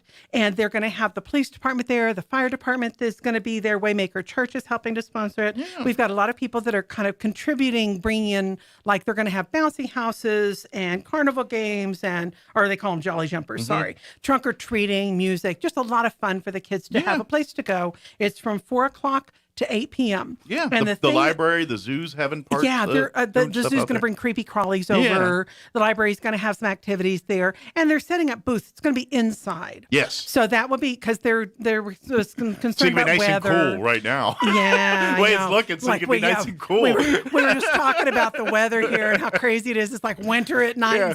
It's blazing summer in the day. We're worried about being cold, and we're like, you might want to, think about costumes with shorts this time. Yeah. It's crazy. But anyway, since they're not sure about what the weather's going to be doing, it is going to be inside. There the weather. Yep. The Civic Center is actually, they have a new director there. Okay. And they're starting to open now. Good. And so this is going to be an activity that they're going to be doing inside. The thing that I'm here to ask about is because one of my roles as the outreach coordinator is to help connect sponsors and donors to projects that the city is doing. Gotcha. When they have need. They cannot, the thing about this city is that there are strings attached to most of their money as to what they're legally allowed or what they're mandated by either the way that particular income is set up. As far as when the money comes in, it's got to be spent on specific things. There are things there that they can't technically spend their money on. So they can't go out and buy a bunch of candy, with the certain tax dollars. The money's earmarked for specific things. Right. So they need donations of candy or little individually wrapped like pretzels or little snacks, things they can give away to the kids. Sure. So if you're interested in donating like a bag of candy or something to the Visitor Center, which is at 5th and Main Street. Yeah, right there. White the building. Old Conoco gas station building. It's across the street from the courthouse, the Travis County Courthouse, right downtown. Just looks like an old-time little house there, right there in the corner. You can turn down 5th and pull into that little parking lot right there and drop the candy or the little goodie individually wrapped goodies off. Okay. And then we'll get them over to the Civic Center for the event. Absolutely. And by the way, while you're there, if you haven't been in that, they've remodeled it and renovated it and did a whole bunch of stuff to it about it. Towards the beginning of COVID, I think, right around when all that was They've got this really cool photo booth inside. Yeah. Or not, I wouldn't call it a photo booth. It's a photo, like a little setup. Information center. And it's got like there's a Polaroid camera. And there's a little two aliens that sit there and they decorate the background according to the season. And so these two little aliens that are standing there and you take your picture with a little Polaroid and then it prints it out right there for you. And then you can email it to yourself. Oh, cool. So they'll have it set up with a fall scene of some kind, So while you're dropping off candy, you want to play around a little bit? Free picture. Get a free Polaroid. Send to your friends. I think they sell Roswell swag there, they too. sell Roswell So if you want to swag. you want to get your shirts and things, you can find them there, too. Or for family or friends or whoever. Yeah. Christmas, it's not too early. Exactly. It is the season. But if you have candy or goodies, please drop them off. They really need that badly. And I know there's a lot of people asking for candy. So when you go to the store, pick up multiple bags. Yeah, drop one off for the city there. Maybe drop one off for the sheriff. Right. Drop one off for American Legion folks. There's a lot of churches really things, fun things that are happening. And this is a free event. It's not a ticketed event for the Civic Center there. Yeah. This is a free event. And This is a different event than the Boo at the Zoo. The Night of the Living Zoo is a 2-night event. Yeah, that's it. Yeah. They do Boo at the Zoo sometimes too. No, that's actually one that they've done. This one's Night of the Living Zoo, and they're doing that one the 29th and 30th. Okay. And so that one is a real fun thing. They also need, for the Fall Festival on the 31st, they also need volunteers. Okay. So if you would like to volunteer, if you've got a young person who needs community hours, and by young person I mean like a teen.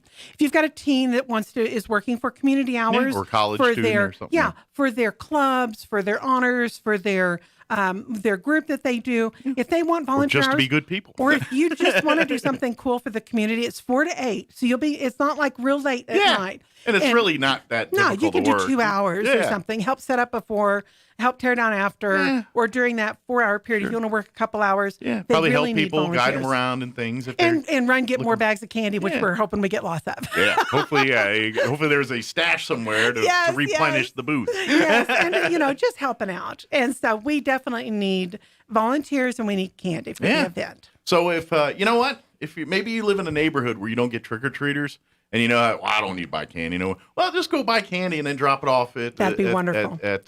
At the visitor center here. And then you can show up at the Civic Center that night and help pass it out. There you go. And then come on out since no one's coming to your house. Enjoy it. It's going to be fun. Yeah. They're going to have so much fun stuff to do that night. And it's a family event. Yeah, absolutely. And so bring the family out, have fun, participate as a volunteer, participate by bringing candy. Yeah. It's just a fun fall event for the kids. And if I usually know right, if the kids love the toys. And, They love little And of toys. course, well, even the big toys. Because I think obviously the Roswell Police Department, the fire department, usually they come out with the cars and the fire trucks and they're let the kids play and check them out and do all that cool and stuff. the police Put on the big department hat will be and the there. boots. Yep.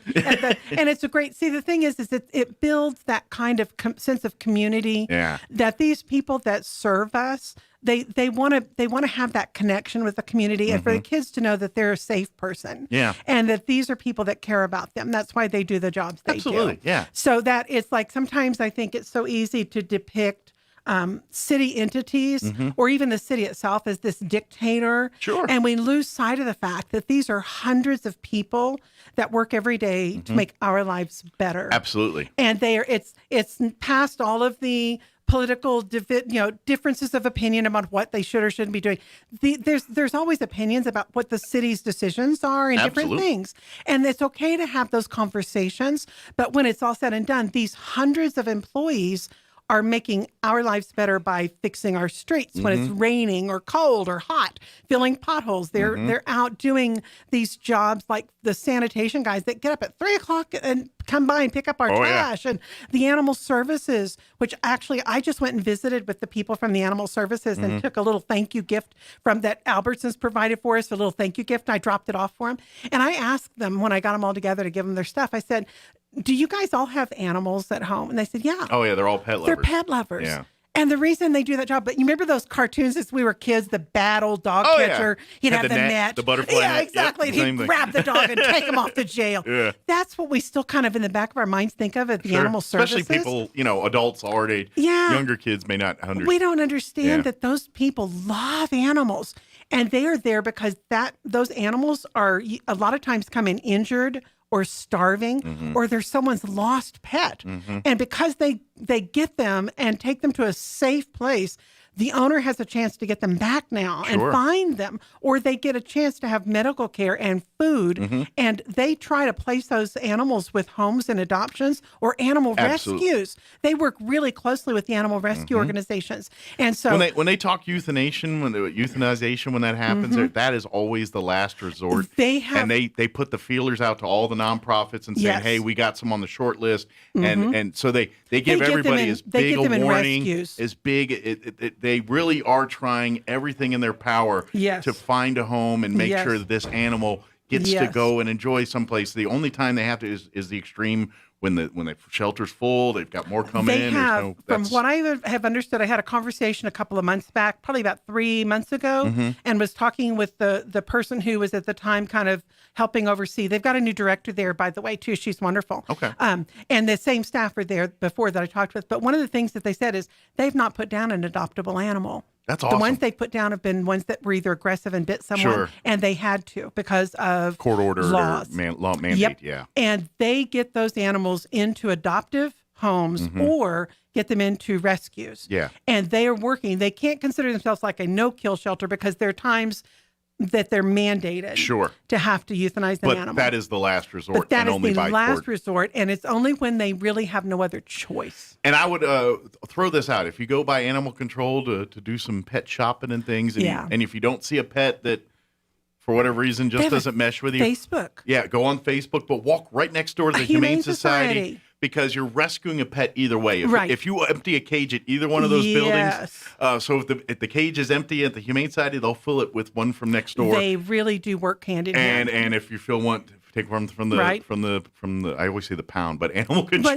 But that's what we always knew it as, the pound. Again, it's back to that mindset, and it's okay. Yeah. It's just a matter of changing the way we view it as not being a place for punishment or prison for the animal. Yeah. It's a rescue place, a safe haven where they can try to find them a good place to go. Yeah. And there are fees and things involved because animals cost money to take care of. Very expensive. And if you don't want to invest in taking care of that animal, then you may not be those pet owners.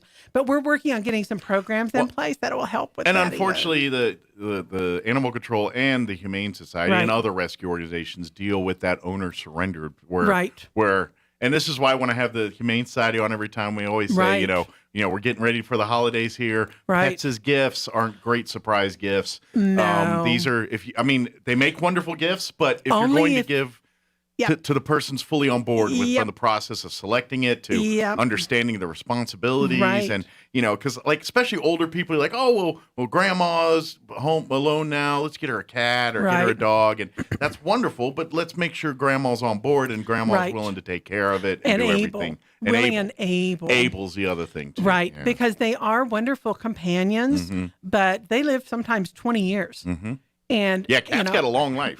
Some of those little dogs, little cats can live a long time, 18, 20 years. But They I can. will tell you, generally, cats are less maintenance than dogs because you don't have to Absolutely take them true. on walks and let them out. Absolutely true. Kitty litter boxes, they're much easier types of companion animals and things.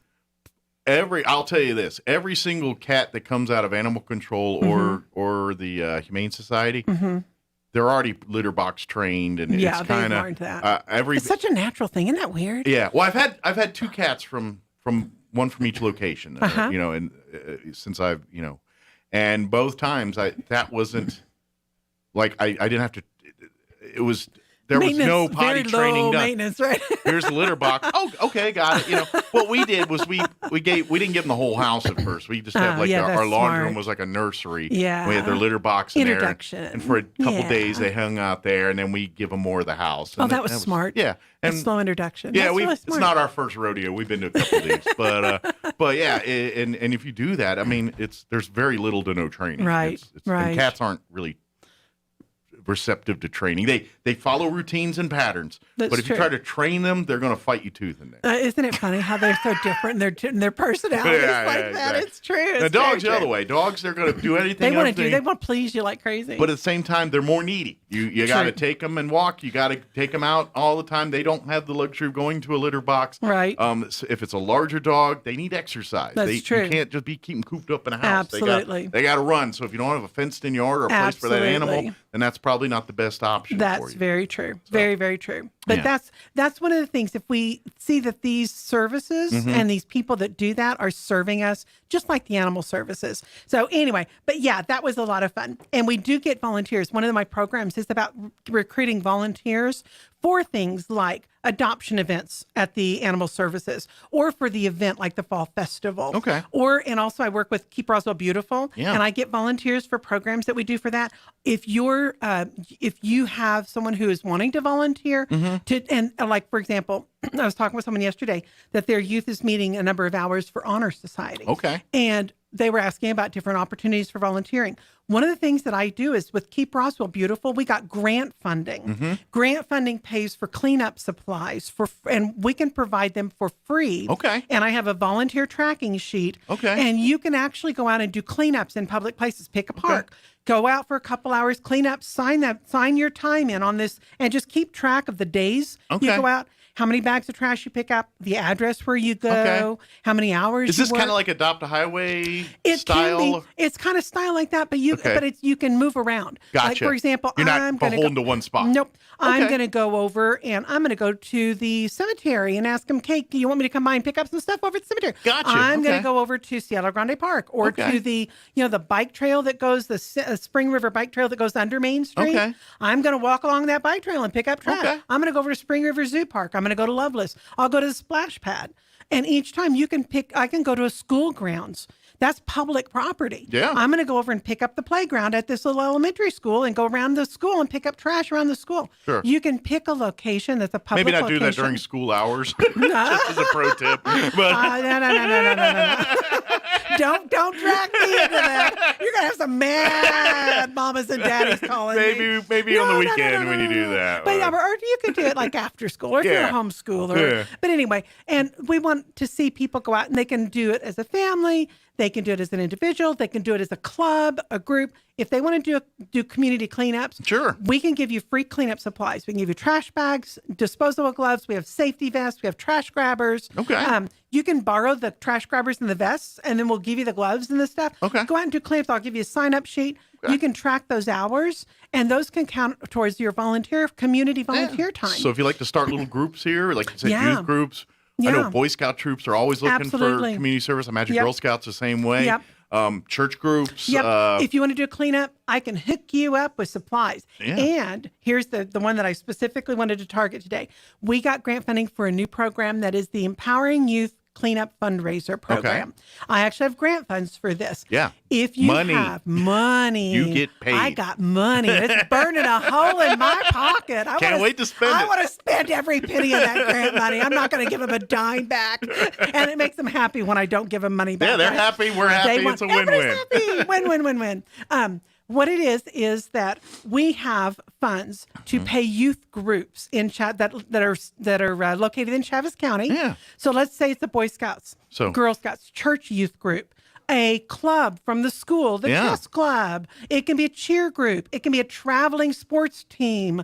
If you've got a youth group, we want them to be 11 to 17 because we don't want to get tagged for child labor laws. Sure, we want of kids making those little 5-year-olds with a whip get out and work. We don't want those kind of images out there. No, I'm kidding. But you're right. You want kids that are a little bit mature enough they can handle the walk-in and handle the cleanup and all that stuff. They do a cleanup for 2 hours. We want to have about 10 kids. 2 hours, 11 to 17, we'll pay them $400. Yeah, so your we'll youth give group, them the cleanup whatever. supplies. Yeah. Yeah, you can get You're your just the youth labor. Group. Well, yep, you get out, clean up, again, public property. Yeah. It can be like, let's say there's a neighborhood along the sidewalks. Yeah. That is really, I don't mean like going on to their private property. Stay off of people's private property. Can't go out to Uncle Joe's farm and clean up and us pay you $400. But public city land. Yeah, public land. It can be county, city. As long as it's not privately owned. So Privately owned. Yeah. Mm-hmm. And so you can go along some of those parks, some of those school grounds. Now, if you want to do like neighborhood cleanups and things, that's on the volunteer side. You're more than welcome to do that, but we can't put you in the grant part. Right. But if you're saying, hey, I want to go through and help people like the elderly on this street and clean up, and by all means, that's part of the volunteer side. That's awesome. Yes. But as far as this grant program, this is for school groups for public lands. Mm-hmm, public land. Yeah. And as long as it's public for the cleanups, if they're going through, like let's say, Mike, that they see a neighborhood that the sidewalks have a lot of litter and they want to walk up and down those sidewalks. Those are city streets, depending on the street, obviously. Yeah. We want to keep them off of busy roads. In other words, some people want to walk along the highways there and clean up the highways and stuff. We prefer not to have children 11 years old walking next to a busy highway. We prefer they be off-road. Now, if it's like, Now, I would imagine if it's a high school football team or something, they're 16, 15. They're probably a little bit more mature to handle that. Yeah. So we're just trying to use wisdom. Yeah. We need to have one adult volunteer for every 10 kids. Yes. So an adult will accompany them for every 10 kids. And protection and transparency and we've all got that stuff. we've got forms that you fill out that you get to us with parents sign off and stuff. But it's really easy. Sure. The forms are super simple.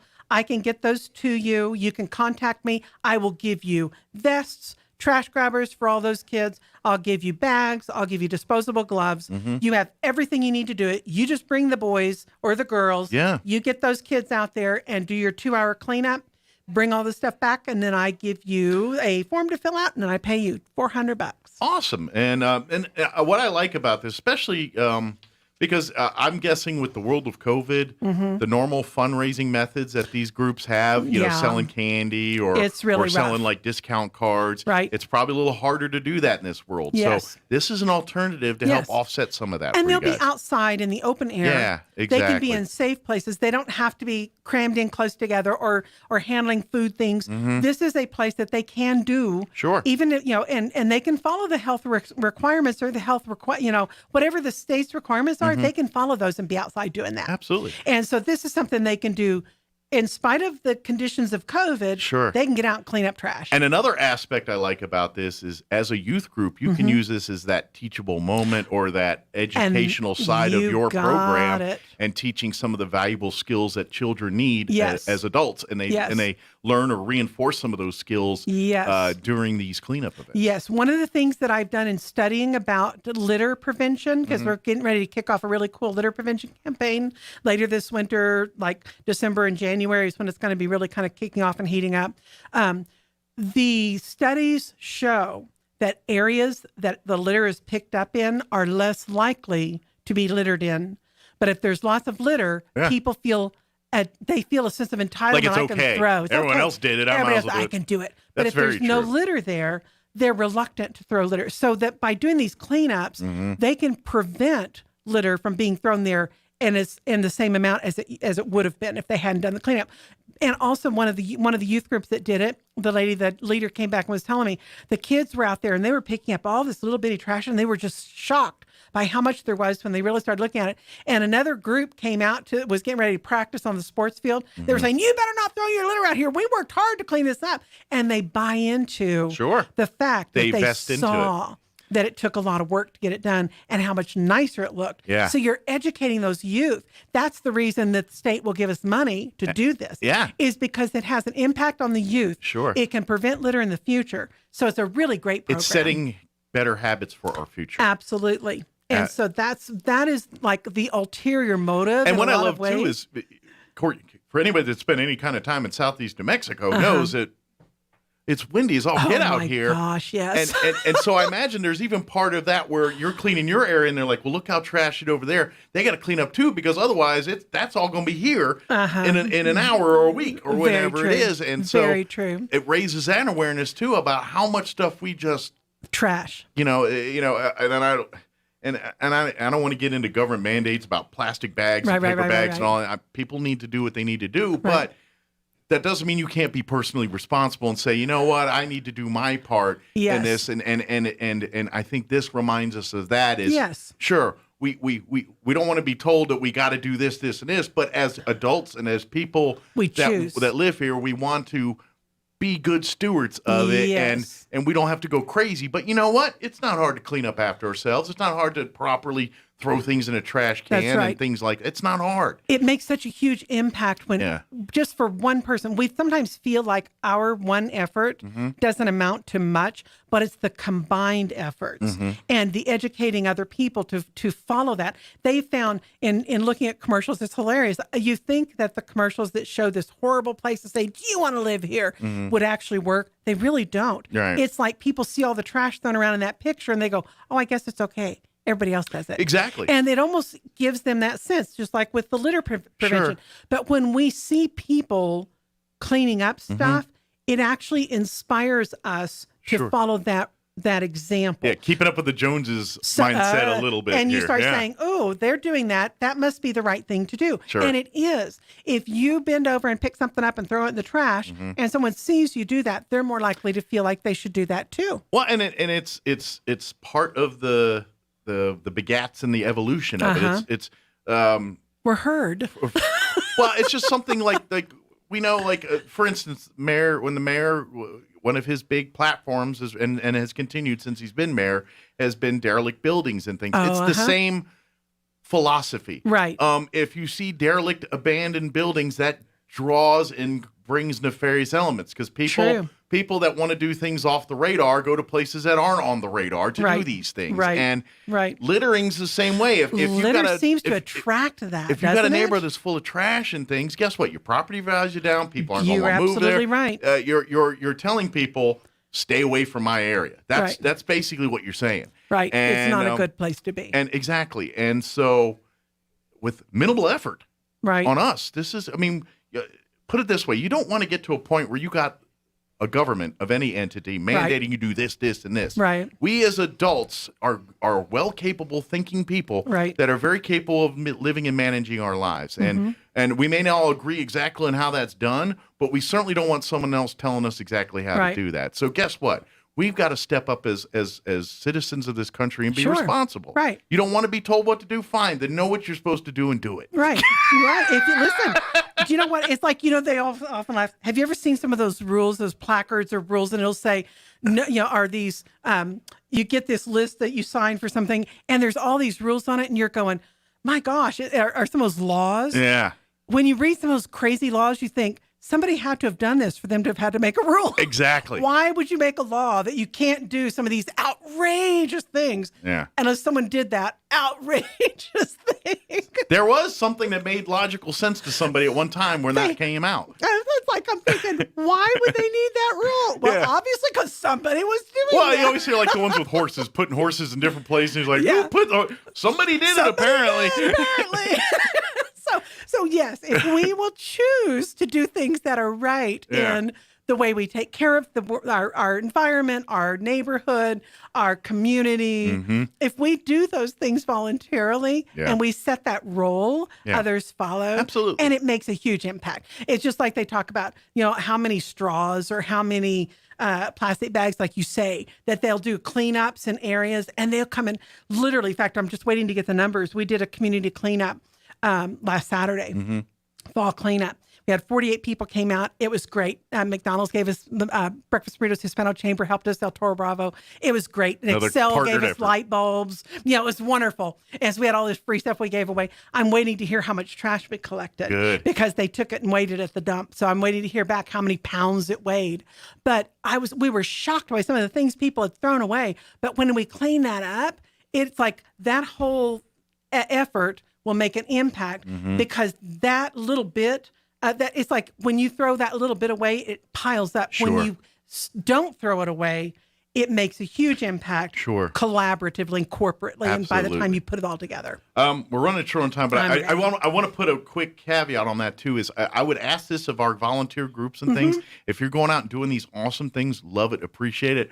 But here's the thing, we need to follow up because especially if you go to an area that's notoriously just a place where people dump trash and you clean it up, you're going to have to keep going back and clean it up because people, until you break the cycle of people just knowing to dump stuff there, they're going to keep doing it. So you're going to have to keep cleaning it up. Unfortunately, repeated effort will make an impact. And that's the only way, because one piece of trash is going to, like Kathy was saying earlier, it's back. And they start bringing their garbage over there, and that's not what we want. Right. So, right. And so make that conscious. All right, we're going to keep it clean, and don't let it. And then, like you said, let that mindset set in. Absolutely, that's not a place to be doing this kind Absolutely. of stuff. For last hit Fall Festival, Candy Visitor Center, their hours are Monday through Saturday, 9 to 4. Okay. And then Sunday, 11 to 4. Okay. And if for some reason you can't drop it off during those hours and you want to donate candy, you can call me. Okay. I'm Kathy Lay, and my phone number is 575-500-0395. Very good. You can call that number now. Yep.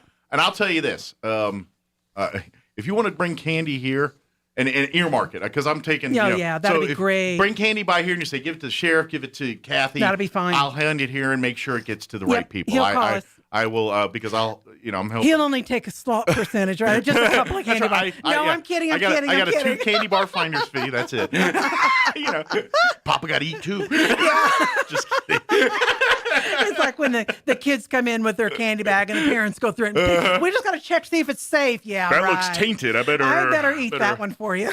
Has anybody ever in the history of that found a tainted piece of candy? I don't think so. The only ones are like the homemade ones. Yeah, I don't even know if that's a rule. I remember back in the day, because someone would make candy apples, and it's a great, wonderful thing, but no parent's going to let your kid eat it because you don't know. Not anymore. Even back 20 years ago, 30 years ago, it wasn't like that years either. and years and years ago. If you went to a friend's house, you could do it. But even when I was a kid, it had to be wrapped and sealed, and they checked it. I got a feeling there was some weird fear of razor blades back in the 70s and 80s. Razor blades, needles. Yeah, because I heard more people. There could be razor blades. And I'm like, who's these people throwing razor blades and all these things? Who are these people? No one's doing this. They're all just trying to steal our stuff. It's just our parents wanted to get through. That's exactly what it was. I know that. I smell it now. I know what's going on. Now you're the parent on the other side. Razor blades cost a lot of money. Who's going to be doing that? Well, go to the fall festival. There will be no razor blades. And all free of charge. All free of charge. Thank you, Kathy, Thank as always. you, Mike. It's so good to see you. Anytime. Love to have you. And we'll see you more often here now. And we'll get people here and we'll talk things about. We'll talk about other stuff. We got there's more on the horizon. Very much more, and a lot of programs I didn't even touch on. Yeah. So we'll have time. Yeah. Later. Very good. Well, thank you, Kathy. Thank you. All right. It is 8:54. How much time do I got before... Let's do this. Let's do your town hall business update. Quick commercial break. Don't go away. With the SRN News Business Brief, I'm Bill Alexander. A Connecticut state legislator is being accused of creating a company that received more than $600,000 in federal COVID-19 relief funds for services that were never provided. Representative Michael DeMassa was arrested by FBI agents on Tuesday morning and charged with fraud. New Mexico's Child Care Department is sending millions of dollars to child care centers in an effort to keep them in business, awarding grants to pay for everything from salaries to rent. $157 million in awards will go to over 1,000 child care providers, from large child care centers to those who offer care out of their homes. On Wall Street, the Dow up 152 points, closing at 35,609. The Nasdaq down 7 to 15,121, and the S&P 500 up 16 points to 4,536. With the SRN News Business Brief, I'm Bill Alexander in Washington.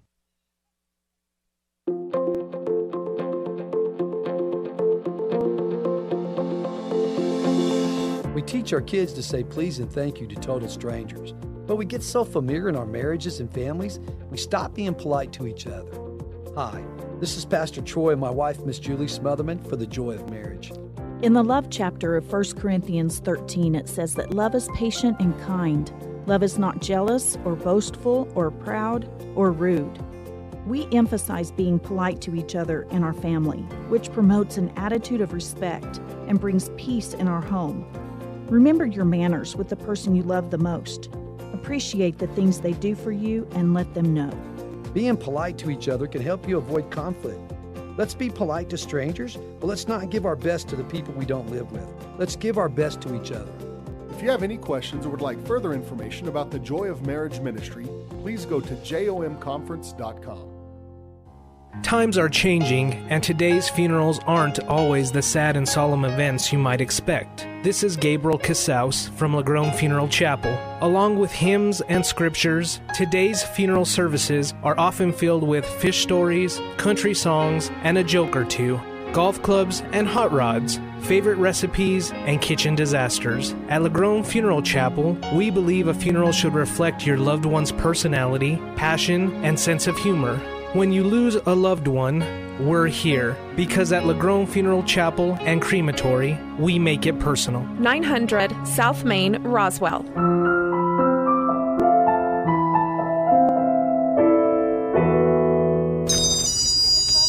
Welcome to the Asian market. This is Nok. Right now we have a new ingredient like galanga, lemongrass, lime leaf, and Thai chili to make tom yam gung and tom kha gai. and try out new delicious nail soup on Saturday. Come see me at the Asian Market, 5702 South Main. Call for order 840-5309. When you think of home health care here in Roswell, what's the first thing that pops into your head? That's right, Frontier Medical. We've been doing it better than anyone else for over 20 years. From in-home nursing to physical therapy and so much more. Doctors and hospitals from Albuquerque to Lubbock and everywhere in between have been trusting their patients to us here at Frontier Medical. So when it's time to make a choice, remember Frontier Medical. 575-627-1112. Frontier Medical. Name to remember. Here's a Mornings with Mike Winters fun fact. You burn more calories sleeping than you do watching television. For the ultimate workout, fall asleep in front of the TV. Here's Mike Winters. And good morning. It is 8:58. Stay tuned next hour, about 9:15 or so. We're going to folks from the Roswell Public Library join us. I know Tracy Fry will be with us and somebody else, but I can't read my handwriting, so I can't read the name I wrote down. But we're going to be talking about their upcoming events, including Dia de los Muertos, which is coming up Saturday, October 30th at the Roswell Public Library. So we'll talk about that and other things happening in the library next hour. Also, don't forget, of course, as I mentioned earlier, Roswell Coyote football is tonight as they host Alamogordo Tigers. We'll have it for you right here on 106.5 Roswell's Talk FM. They moved the game up. It's because of officiating. They don't have enough officials to cover. Just like last week where Goddard's game got moved up a day. Roswell will be getting that. And I don't know what the running joke is out there, but because we cover Roswell, Goddard, and Artesia, well, guess who plays our Alamogordo next week? Artesia. So we're already in our heads going, well, that game will probably be next Thursday too. But that hasn't been set, so don't quote me on that one. But definitely for sure Roswell tonight. And, of course, then tomorrow night we'll have Goddard and Artesia. We'll have that for you on 106.1 FM Fierro and at ksvptv.com. That's for the Goddard perspective there. But also, don't forget that Big Brothers Big Sisters, they got their Bowloween event October 30th as well. Log on to their website, bbbssenm.org, to sign up your teams. It's their Bowl for Kids' Sake. It was postponed from 2 years ago. It's happening now at Center City Lanes. Still can register teams, still can sign up, still do all that. Go to their website or call them, 627-2227. All right, it is 9 o'clock. You're listening to 106.5 Roswell's Talk FM, KEND, Roswell, New Mexico. We'll be back on the other side of news. Do not go away. News this hour from townhall.com. I'm Rich Thomason. Attorney General Merrick Garland on the Capitol Hill hot seat this hour is before the House Judiciary Committee. The testimony comes as the Justice Department is embroiled in several controversies, not the least of which is talk of the FBI investigating parents who object to the teaching of critical race theory and school mask mandates and who raise a fuss about those things at their local school board meeting. Ohio Republican Congressman Jim Jordan. When the Attorney General of the United States sets up a snitch line on parents, Americans aren't going to tolerate it. I think they're going to stand up to this accelerated march to communism that we now see.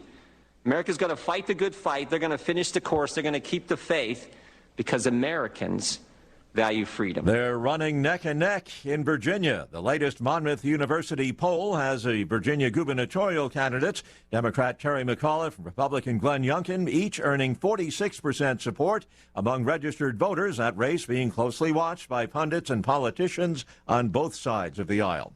The number of Americans applying for jobless benefits dropped last week. Weekly jobless claims have hit a new low point since the pandemic start. Evidence layoffs are declining as companies hold on to workers. The Labor Department says new applications dropped 6,000 to 290,000 last week, the third straight drop and the fewest since March 14th, 2020. Claims have fallen steadily from a peak of about 900,000 in January. While layoffs appear to be returning to normal, many other aspects of the job market aren't. Hiring has slowed in the past 2 months despite employers posting a near-record number of jobs. Ben Thomas, Washington. Sales of used homes bounced back last month, making their strongest showing since January. National Association of Realtors says existing home sales rose 7% last month from August. Wall Street, the Dow down 90 points, NASDAQ up 63. More on these stories at townhall.com. There's one box that you'd run back into your burning house to grab. It's the box filled with your videotapes, film reels, and photos. Those sentimental, meaningful, irreplaceable moments. Hi, I'm Nick Mako. And I'm Adam Baselogger. We started Legacy Box over a decade ago so that we could help families save their memories from being destroyed by floods or fires. And it's not just natural disasters, Adam. Every day, videotapes and photos are slowly fading away, decaying, neglected in closets and attics. Digitizing your old media stops fading, and preserving those recordings means they are safe forever. It's like magic, converting your shoebox of memories into digital files, ready to watch and share. It's the only way to ensure your legacy is safe for generations. That's why over 1 million families have already trusted Legacy Box. Legacy Box is simple and easy, it works, and is safe. We'd love to preserve your family's collection. Don't wait, the risk is too great. Visit legacybox.com/LBox to save 40%. That's legacybox.com/LBox to get started and save. legacybox.com/LBox. South Korea has launched its first homegrown rocket, but it failed to put a dummy satellite into orbit. The country has risen to become the world's 12th largest economy and is a technologically advanced nation. But its space program has so far lagged behind those in China, Japan and India. South Korea has future plans for launching surveillance, navigation and landing a lunar probe by 2030. The program also includes military satellites, but officials deny that the Nuri has any use as a weapon itself. The BBC's Laura Bicker. Facebook has struck a deal with a group of French publishers to pay for links to their news stories that are shared by people on the social network. The company says it inked a licensing agreement with a group representing 300 French publishers to improve the quality of online information for Internet users and publishers on Facebook. Financial terms not disclosed. News and analysis, townhall.com.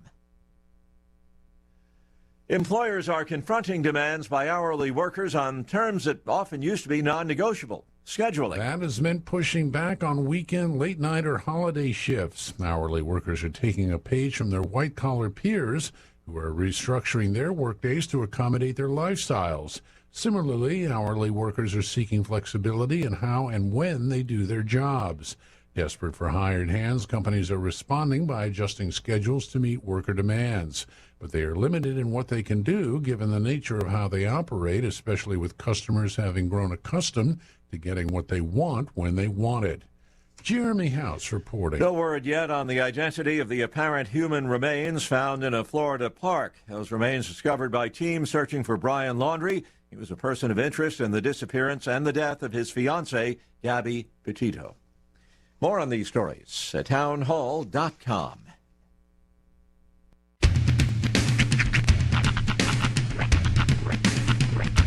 What in the wide, wide world of sports is going on here? I promise you, whatever scum did this, not one man on this force will rest for 1 minute until he's behind bars.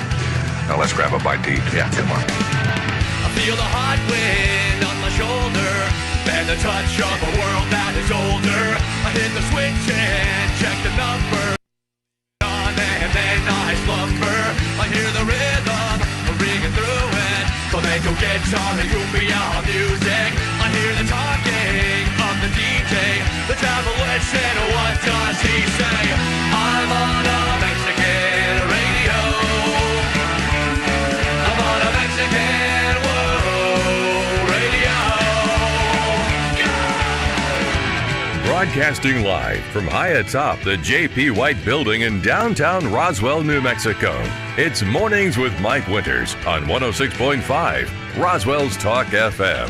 Is that what I sound like when I talk? Now, here's your host, Mike Winters. And good morning. It is 6 minutes after 9 o'clock.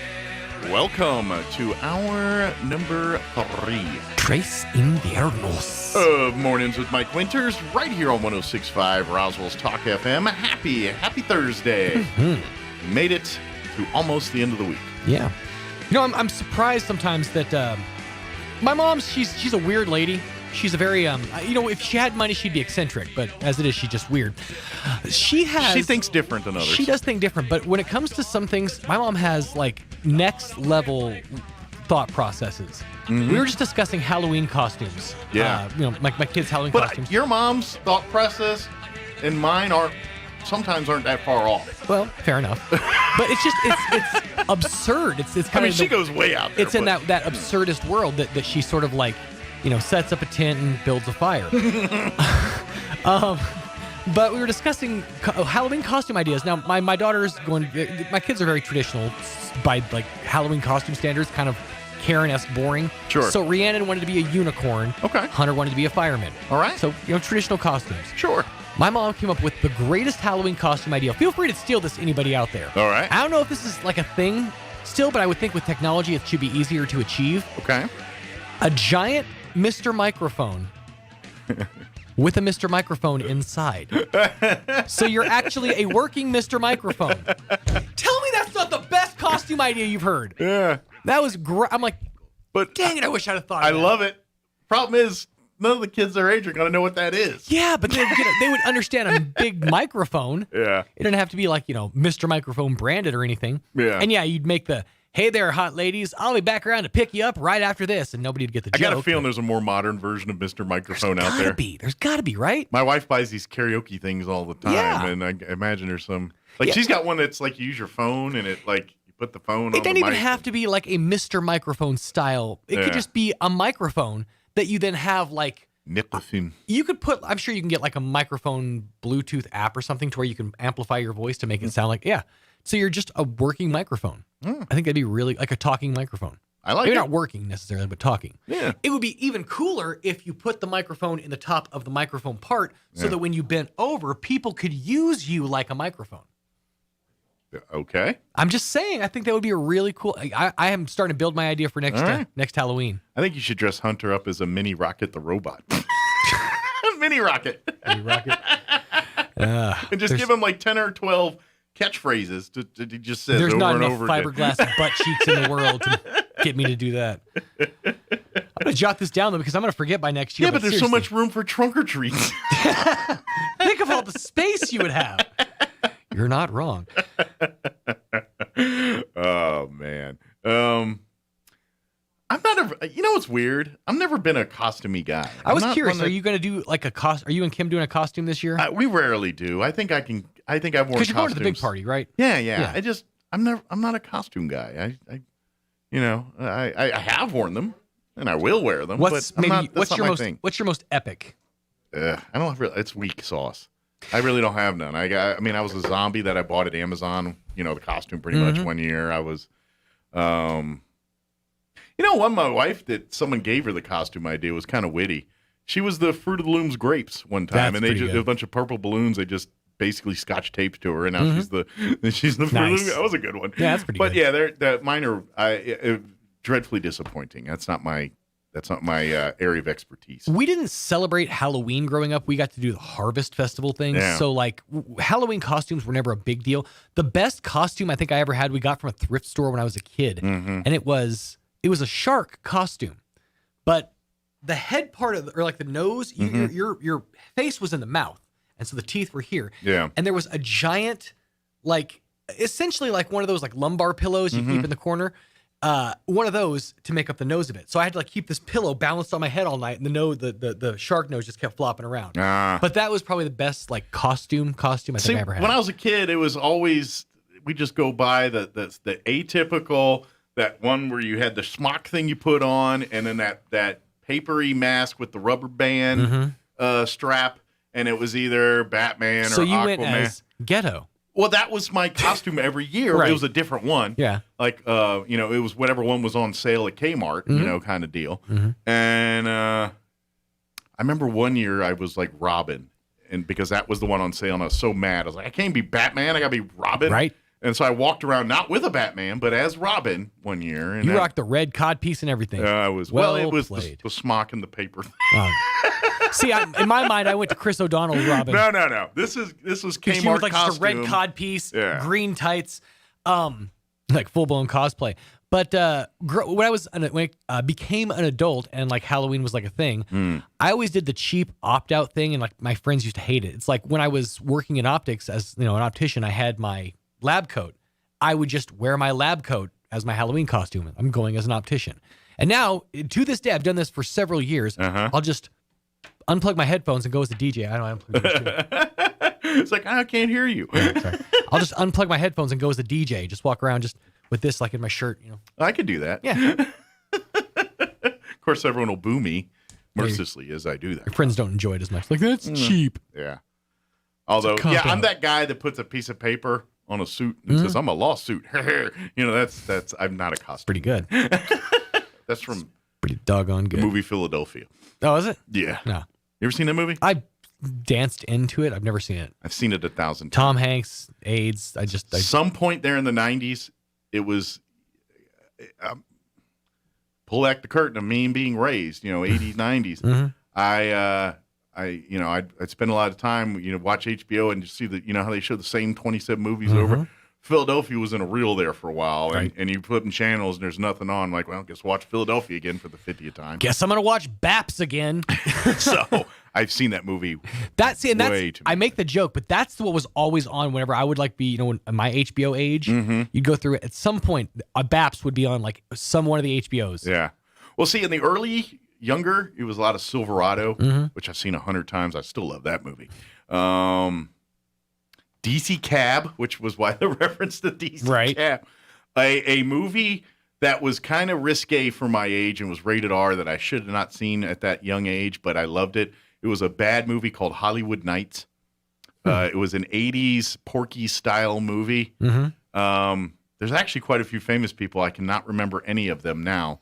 Before they kind of got famous. Not the Bob Seger album. No. It was I'd say a movie that came out maybe 82, something like that. Let's see what we got. 81. Michelle Pfeiffer, Tony Danzer's in it. Yeah, I told you it was a big deal movie. Tony Danzer. Fran Drescher. Oh, God, this already just sounds terrible. Yeah. But they're all young, like before, you know, like that's before Fran Drescher was the name. Robert Wool, Stuart Pankin. Yeah, Robert Wool, who was Arliss. If that's first thing I can think of. Arliss on Arliss. That's pretty much anything. That's like his claim to fame. That's pretty much all the big names. Stuart Pankin was in it. Yeah. Sandy Helberg. Randy Gormel. That's pretty much it.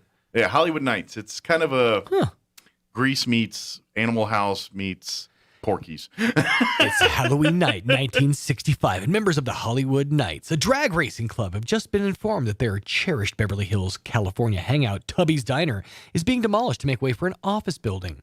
Newcomb Turk, the club's leader, vows to fight back. Yeah. I've seen that movie 100 times back. I don't remember any of it now, but I remember as a kid. Well, no spoilers.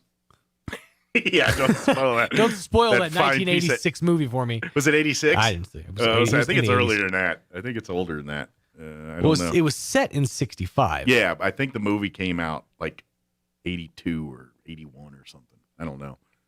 80. 80. There you go. So, I knew it was older. 14% on Rotten Tomatoes, so line up. They don't know good cinema when they see it. Guess not. It said, people who watched that movie also watched Fun Size. I have not seen Fun Size. I don't know what that is. Do I want to know what that is? High school senior can't wait to get away from her dysfunctional family on Halloween. Ren's mother decides to go out with her much younger boyfriend, leaving Ren to look after her little brother Albert. When Ren is distracted by an invitation to the party of the year, Albert disappears to a sea of trick-or-treaters. Listening aid of her sassy friend, the two other classmates, Ren sets out on a frantic search for her sibling. So, no, you probably haven't. I have not. So, let me give you the rundown here. I haven't done that. We got talking about great movies like Hollywood Nights. Fun Size. Fine cinematic masterpieces. There are people who be like, there's only so many movies this guy can talk about. Is it? No. I got a wow. It's a good solid handful, but it's a finite handful. Well, there's still more in the tank. Just saying. I've seen a lot of movies. I'm a product. I'm a Gen Xer man. We were raised by the TV. I've seen a lot. He's straight out of low cash, if you will. Yeah. Right. Anyway, we're going to get you up to date with the weather here in just a minute. Then here in just a few, we're going to have the folks in the Roswell Public Library join us. Tracy Fry and Diana Velasco will join us. We're going to be talking about some upcoming events, including Dia de los Muertos. But there's a lot of events in between now and Dia de los Muertos. So we'll kind of cover some of that with them. Later on, we'll get you up to date with local news along with your town hall business update, Sean Hannity update, and whatever else we can come up with for this hour of the show. Indeed. Before we do any of that, let's get you up to date on the weather. Your weather forecast is brought to you by Do Right Roofing. For a free estimate, give Do Right Roofing a call today. 623-2273. That's 623-2273. I'm meteorologist Steve Hamilton with your Pecos Valley weather. We have high pressure over eastern and central New Mexico, and that'll keep things fair and warm today with our afternoon high in the low to mid 80s. Overnight will be clear, low to mid 50s, and then we're in the mid to upper 80s tomorrow with the added sunshine. Things look fair. Clear for Friday night, and then close to 90 on the afternoon high Saturday, mid 80s and sunny Sunday. That's your latest forecast. I'm meteorologist Steve Hamilton. Thank you, Steve. Currently 49 degrees here in Roswell. Humidity is at 46%. Winds currently out of the north at 3 miles per hour. Sunny today. Expect a high of 83 with winds out of the north 5 to 10 miles per hour. Tonight, partly cloudy and an overnight low of 52 degrees. Winds out of the south 5 to 10 miles per hour. A little warmer for you Friday. Mostly sunny. 85 for a high. Southwest winds 5 to 10 miles per hour. Friday night, partly cloudy. Overnight low of 53. These are a little bit warmer overnights next couple nights. We were dropping in 40s. I hear tell even a couple places in the upper 30s these last couple nights. But looks like next couple nights we're going to stay in the 50s overnight. So a little bit warmer overnights. Saturday's going to be, I'd say, hot. Mostly sunny, high of 88. Southwest winds 5 to 10 in the morning, 10 to 15 for the afternoon. Sunday, sunny skies, a high of 84. And when you head back to work and school, Monday, sunny skies, highs right around 86. So we're still floating in that around mid-80 mark. Fluctuate a couple degrees here or there over the next couple days. But for the most part, just beautiful, pleasant weather. No complaints. All right, it is 9:18. We're going to take a 3.5-minute commercial break, and then we'll talk to the ladies from the Roswell Public Library. Don't go away. You're listening to Mornings with Mike Winters. Spending money we don't have has become the American way of life. Oftentimes, we get sucked into the rush of buying the next big thing, only to be left with a stack of insurmountable debt. Did you know that 63% of Americans don't have enough savings to cover a $500 emergency? What else is interesting is self-storage units are now a $12 billion industry that barely existed 40 years ago. It seems that most everyone is looking for the newest phone, the cable provider with the most channels, and the television with the biggest screen. Needless to say, times have changed. Why are we so intent on keeping up with the Joneses? What does the Bible have to say about being a good steward? It's time we gain some perspective and learn to be content in any and every situation. Please join us as we try to do that at Country Club Road. Join us at the Country Club Road Church of Christ for worship at 10 a.m. on Sunday, located on the corner of Country Club and Washington in Roswell.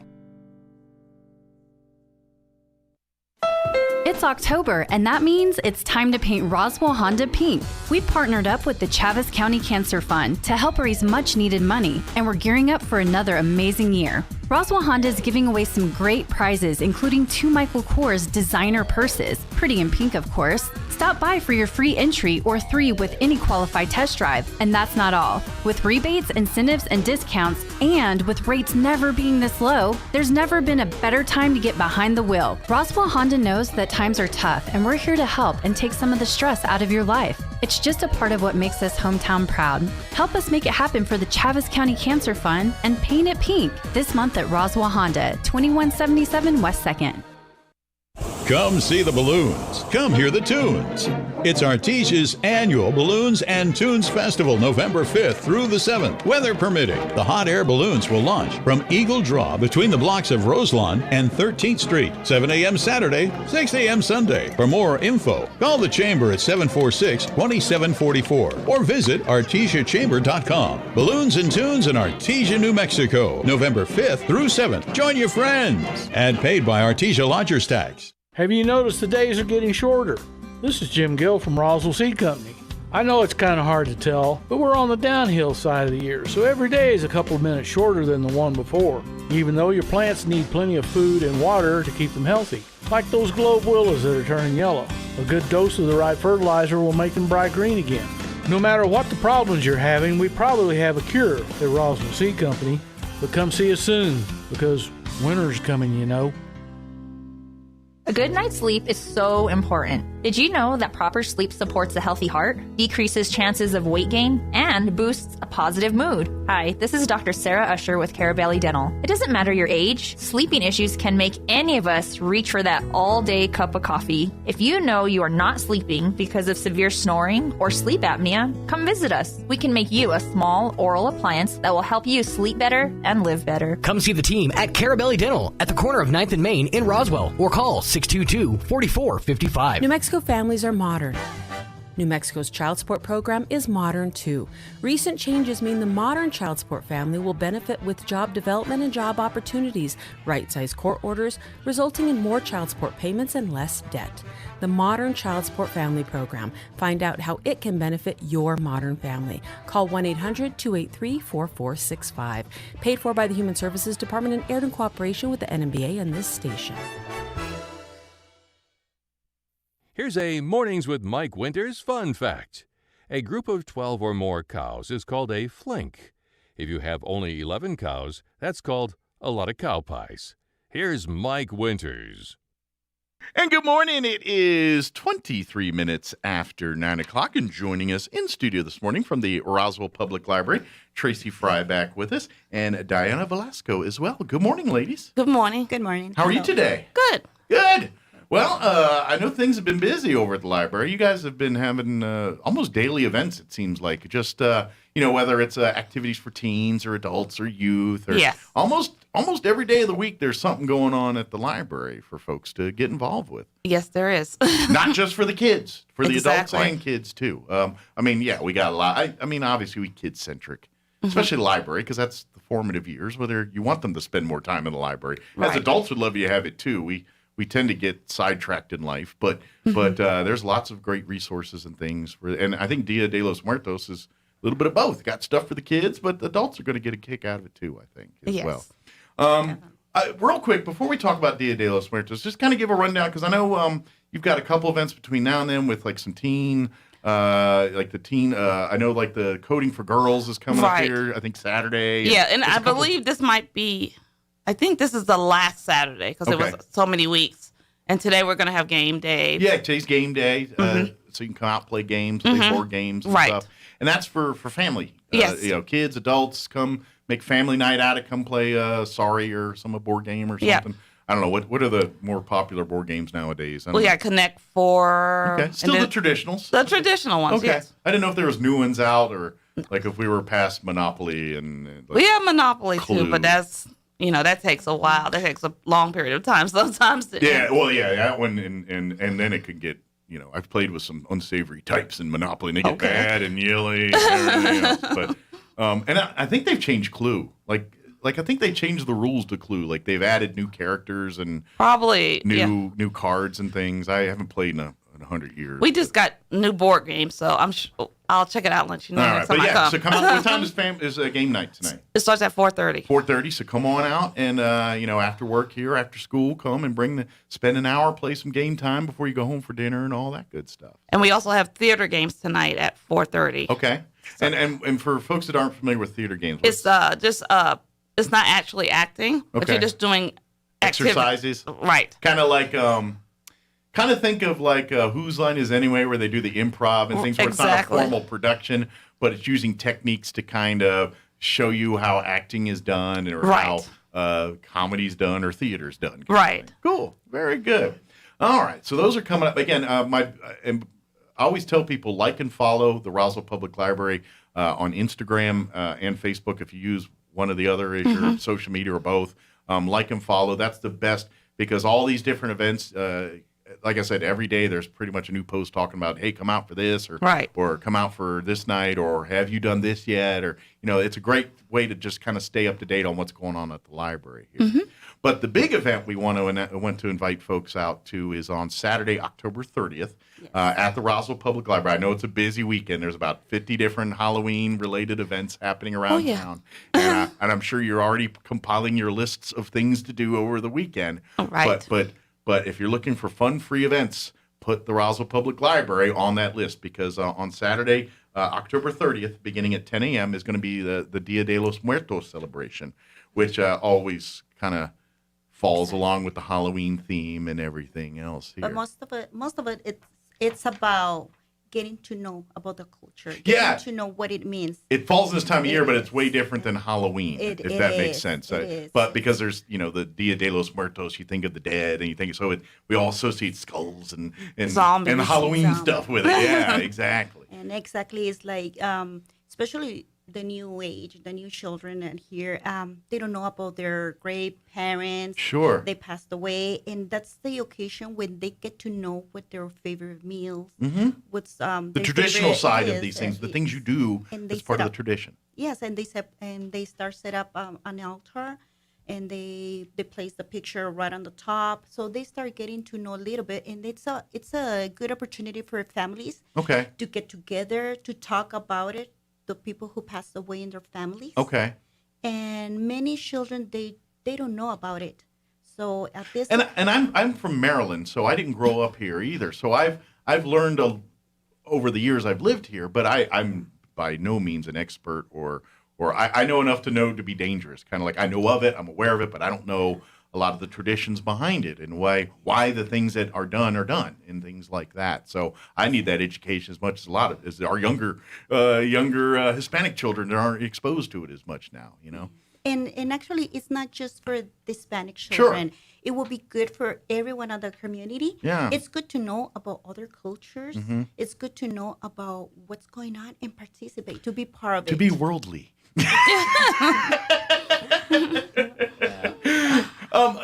And this is going to be a dumb question because I'm just curious about it because another tradition that I never knew about till I moved out here was the burning of Zozobra, Old Man Gloom, right. and I know that's in Albuquerque and things, but is that related to this at all? Is that a completely different reason and event? Because to me that it feels the traditions and stuff and some of the sentiment behind the event is kind of the same, but they're completely different occasions for different reasons. For me, it's new. Okay. Just say. Okay. It depends on I think of the area. Okay. Like the Southwest. Okay. And maybe the Zozobra is a different cultural part of Mexico. I don't know. This is where I'm naive on this. I just know these are traditions here in New Mexico culture that I've learned about since I've been here, but I don't know the origins per se or some of the reasons behind some of that. So that's why I love like events like this. You get to come out, learn about it. It's like, yeah, we're doing sugar skulls and all that, but why are we doing the sugar skulls? Why is this part of this? This is why. And now you get to learn a little bit about it. And I'm not going so far. Like there's a very folklore popular tale for Hispanics. Gotcha. There is called La Llorona. Okay. The whip-eared lady, or crybaby lady. And there's so many stories, different stories about her. Okay. But this time it's going to be a first time that you're going to hear one that is different. Short, brief, but different. Okay. So is she like the matriarch of the Dia de los Muertos or kind of the... No, it's just part of it to... Just part of the lore. Just to tell. Gotcha. To tell. Okay. Okay. It's like when family gets together around the bonfire and... Okay. I didn't know if this was kind of like, like when we celebrate Christmas and in the non-traditional side, people think of Santa Claus and things like that. Is she like in that vein in this or is it different? No, it's like, Christmas you sing some Christmas carols. Sure. It's just part of it. Got it. Gotcha. It's kind of like... just to tell. Like at Christmas time, you hear the story of Ebenezer Scrooge and things. Those are stories that kind of fall in line with the season of Dia de los Muertos. Yeah. Now I follow you. Okay, now I got it. And it's been an adaptation okay. of the story. Okay. By myself. Okay. Cool. So this is I guess you could say a new version, a new twist on an old tale. I guess you could say. Yes. Cool. And the library will be the first place they're going to hear that one. Okay. Very good. Now the event starts at 10. Is it a come and go style event, or should they be there at 10 for the events and then, or can they kind of come a little later? What's the best way to experience it? Okay, we're going to give a brochure once they start going inside the library. Okay. And we're going to welcome them with starting at 10:30. We'll start some blessings. Some people will bring their pictures. Okay. To give a bless. It will be for an hour. It will on the brochure will be a list of the items, so they can choose where to go. Gotcha. what to learn. So once you get there, you kind of make your own adventures out of it. Do the things that appeal to you most, kind of. Yes, thing. like a tour, but also there will be some a schedule, a time for each part of it. Gotcha. It will be things to do with the children as well as with the adults. Okay. So they can be part of it, involved by decorating. Gotcha. So they're going to be like come and go, take crafts and things, but then there'll be presentations that are set at certain times.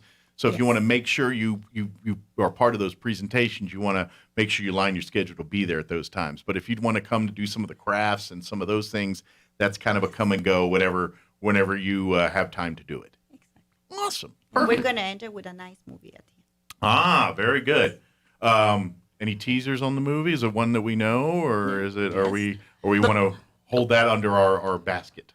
Oh, we can share it. Okay. It's the Book of Life. Oh, okay. So it's animated. Yeah. That was a big hit, wasn't it? I think so. I don't have kids, so I missed some of the movies that kind of. But I'm pretty sure that was one that was a big hit and got a lot of folks. So if you missed it and come or want to see it again, and I mean it's the Book of Life. I'm sure there's a few stories you can messages you can pick up through that you caught or didn't catch the first time. Right. Yeah, it's beautiful. That's great. So everything will start again about 10 a.m. On Saturday, October 30th. Everything will be happening at the Roswell Public Library. Once again, big thank you to the Friends of the Library. This is something, go support them at the Books Again bookstore. This is those type of events that they support and come and so when you go buy old used books over there, it's helping support like the snacks and the activities and things for events like this. It's also a neat way to help out and keep your guys' shelves clean and free of books that are no longer in circulation or look they've been circulated maybe with one too many times. Exactly. But yeah, Books Again, that's a great thing. But they'll be out there, Friends of Libraries, helping out with this event with snacks and everything and all that kind of stuff. Everybody, yeah. Good the deal. whole community, it's welcome. Yeah. And just remember, the library are the doors to the world. Absolutely. That's the thing. When we want... The library, we live in a world nowadays where there's so much information, so much things, so many ways to access that information. Sometimes it's like trying to find a needle in a haystack. You know what I mean by that? Is there's so many resources and information that you kind of don't know where to turn.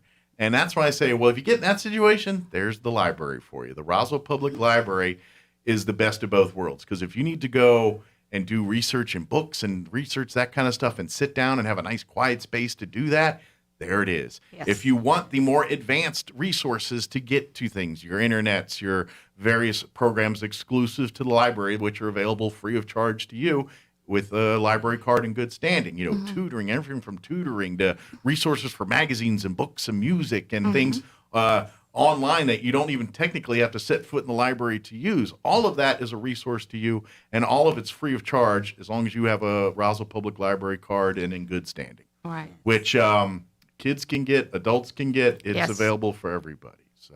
And the best place, I mean, for me, I honestly say that, especially on a cloudy day or rainy day with those huge windows, you can see raining, you put your headphones, you read the book, and it's amazing. Yeah, it's nice, quiet. You get to focus and learn. I think it's, we talk about mental health in this world. That's a pretty good little mental health exercise for you. Is do stuff for you sometimes. And if hey parents, if you've got the kids screaming, there's 100 things going on, and it's like after you drop the kids off for practice, looking for a nice quiet place, go to the library and maybe get a magazine or a newspaper and just sit back for a little bit and get you a nice cozy corner and get back and read for a little bit. You just do something for you for a little bit. And in the meantime, come and learn about these different events. And if you're looking for more activities for the kids while they're at soccer practice or baseball practice or whatever's going on there, and be like, hey, we got all these other things. Let's bring them by there and meet some kids and interact with some kids in a different circle here and learn more about, if the library's covering all kinds of subjects from, your science and STEM and that kind of stuff to your cultural things like this, to New Mexico history, to just movies on Saturdays sometimes. Just an escape with a fun story for a couple hours, either as a movie or in a book. That's I know we always talk about education and that's important. We need to be moving forward with all that. But reading is also entertainment. Reading is fun. Reading is something to do when you have nothing else to do and you're looking for things to fulfill your life. Grab a book. And the beauty of doing it for yourself is you can read any book you want. No one's making you read this book for this report or making you read this book to get your degree for this or read this book so you know your job better. I mean, you can do all those things and do all things, but if you're like, I want to read a book that has no real, it's just a fun ride, an adventure or a fun thriller or mystery or action, whatever it is, and go escaping and that's the beauty of it with books. It goes forever. You know, if you're a slower reader like myself, it takes a couple weeks to get through a book, but some people crank through them in nights and things like that. I tend to drag them out. And what happens is, once you really get into stories, you get kind of bummed when you get towards the end of the book because you're like, man, this thing's going to end, and I kind of want to keep going. I'm kind of into the story. Yeah. And then you get lucky sometimes. You're like, ooh, this author's got a series of them. I've got more of them to read, you know? And then sometimes you're like, well, that was cool, but let me find someone who else who does things like this. And guess what? You just found out you like reading when that happens. And that's how it happens. And I think people give a stigma in their head because they've been doing it in school and as a work thing for so long, and we take reading as a tool we have to do to achieve a certain thing. And I'm like, yeah, that's part of it, but reading is also your life, your enjoyment, your enrichment, fun. It's your entertainment, your before the world of smartphones and apps and dumb games, we carried books around, and you're sitting at the doctor's office or on the bus, and you're reading a chapter of your book while you're doing it. You're not playing some kind of weird word game or what else they're doing on the phone. I mean, that's and we need to get back to that sometimes, and so pick up that book. And it's we live in a world where technology's kind of taken away our convenient opportunities to do that. I mean, it hasn't, but given other options, and most people are embracing that because it's technology and great. Use your Kindles to read books and all that. Great too. Do what you got to do there, but I kind of still prefer the old grabbing a book and opening it up and reading it and looking at it. Don't get me wrong, Kindles and things like I've got one that's like it's like reading like white or whatever, and it's great at night when you're in bed. You don't have to turn all the lights. You can read white. It's handy as all get out. Love it. But sometimes there's something to be said about that book and opening it up, especially if it's a new book and it goes and it's got the new book smell. I'm old-fashioned, and I love. I ain't got to tell you, ladies, you know this, but the smell of the pages and turning the sound. Yeah, that's the library. Yeah, exactly. Is there other events and things we want to make sure we're talking? I know we got kind of on a tangent about just encouraging people to read here, but I want to make sure we don't miss any details about the event either. About the event, okay, it will be face painting. Okay. Which is, they love the show. Sure. They love it. And I imagine with face painting and Dia de los Muertos, there's certain tradition, skill sets, and certain paintings that you put on the face there. Cool. Yes, to line up with Dia de los Muertos. And it will be free for children, so they can stop by and they can choose what they would like to have as a face. If you're willing to not wash your face for 24 hours, you can use it as your Halloween costume the next night. Kids won't mind, but the parents might have a problem. Well, you never know. I mean, there's some other events happening on that night, so just enjoy Make it your Saturday costume, and then and you're like, hey, get costumed up at the library, get your face painted, and then go hit some of the other events when you're having fun at the library. Yeah, and they're gonna take some, like, you might say souvenir, because we're gonna teach how to make a paper flower. Okay. And something that is called papel picado. Okay. It's easy for the children to do that. Okay. Very cool. It would be good. So it's kind of like using like colored paper to make like a flower. Tissue like paper. The Christmas. Yeah. Okay. The wrapping stuff you stick in bags because you don't know how to wrap. So you buy the bag and you buy that tissue paper you just stuff in there. Most men on the planet, that's how we wrap gifts. and might be a surprise of a singer. Very good. So a little, and that's cool. This is what the fun is. Even if I think you know a lot about Diados, imagine the event on the 30th is going to be like, well, you might learn a thing or two. You didn't realize that was all part of the culture and tradition as well, too. Mm-hmm. And that's and this goes back to that worldly thing I was talking about. You know, and to be honest, the world we live in, we're getting smaller. It's a smaller world than it was when I was put on it here some few years ago. 20 years ago. 10, 15 years ago, whatever. But it's a different world, and we got to remember that perspectives. Now that technology is here, it brings cultures together much more so, because prior to that we all lived in our little circles and little things, and we did our cultures and traditions, and then food kind of is the barrier that breaks the cultures. Yes. I think food is the introductory to melding of cultures and things, and through food we learn a lot. But now that you're into the food, let's learn more past the food and the culture and things like that. And so someone like me who's been here 20 years but grew up on the East Coast, I wasn't fully immersed in Hispanic culture like folks that grow up here in Roswell are. And so I've kind of learned it on the fly over 20 years. And now I'll eat the green and red chili with the next guy. I'm good to go. I'm all about it and all that. But that was foreign to me prior to getting here and learning that kind of stuff. Yeah. And I think events like this are part of that, closing the gap a little bit. Let's and then at the same token, if you love and are very steeped up in the culture, to come out and be a part of it. But if you're like other than Sugar Skulls and Dia de los Muertos in a commercial I see with a guy that looks like a skull playing a mariachi thing, I have no idea what Dia de los Muertos is. You know what I mean? That's kind of some of the imagery, some of the pageantry, but you have no idea what the story is behind it. And this is what we'd love to invite you to come out and learn more about in a fun way. Yes, and I think the people will enjoy it. I think so too. And they will learn something besides things that we do recently here. But most of it's to give information. I think people embrace things different too when you understand why it's done. You know what I mean? Like let's face it. The Zozobra thing. The first time I got, they got a big paper mache guy. They're burning in effigy on fire. I'm like, this seems weird.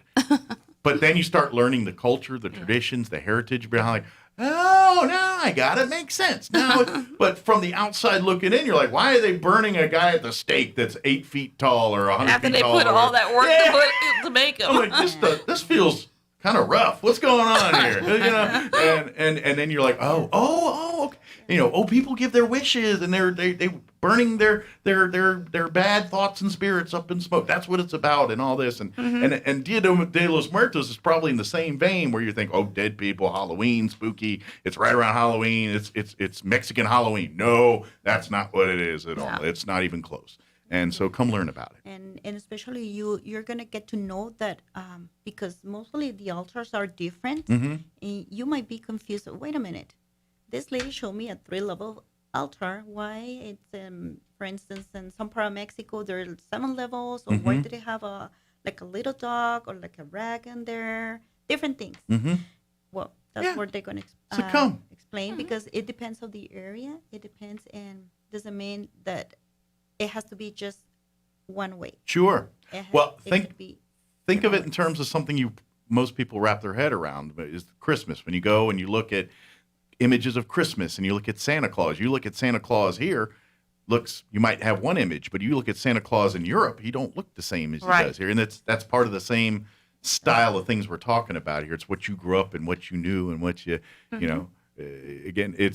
Again, there was a time where you couldn't easily communicate with the rest of the world at any given modus. And so you hear traditions and things and you kind of make them as you go. And so your area kind of known to see something a certain way, while someone right across the country celebrating the same customs and traditions, their imaging of it's a little bit different. And that's what we're talking about here, And nowadays where everything's any information you want is at your fingertips, that's new, people. That's something in the last 20 years. That for most of civilization, society, that's not been the case. And this is why we got to learn this stuff, because now that we're small, we're shrinking the world here. You gotta understand where people are coming from, and once you understand it, then I don't think we have so many of the cultural differences and problems in the world here. I think, and I don't get a little philosophical here, but I think events like this close that gap, if that makes sense.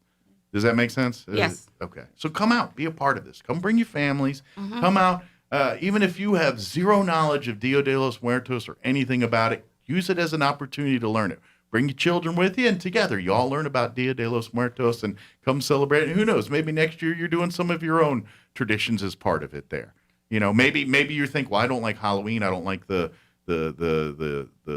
sentiment behind it. I don't put the costumes and things like. Fine. Maybe Dia de los Muertos, you start doing some of those, and you're like, this is actually something that's more positive, more something that I can get behind, and that's, but again, you won't know till you understand it. So come out and understand it. And all of our events, I have to always say, is free. Free of charge. Free of charge. So it's free for them to come on out and to be honest, everything you take out of the library, for the most part, is free of charge if you've got a card in good standing. Right. I mean, I want to say 100%, but there might be one or two things you can buy or something somewhere. But everything's pretty much free. There's nothing, Oh, we're running out of time, but I want to ask this since we're getting into holiday season real quick, and people probably start traveling around the state here, Thanksgiving, Christmas. Do you guys still have the Parks Pass where they can go and visit tourism sites throughout the state? Yes, we do. If you're going to go traveling for Thanksgiving or Christmas here, going to see family, different parts of the state. Swing by the Roswell Public Library. Take a look at their list. They have it's through the Tourism Council, right? The New Mexico Tourism.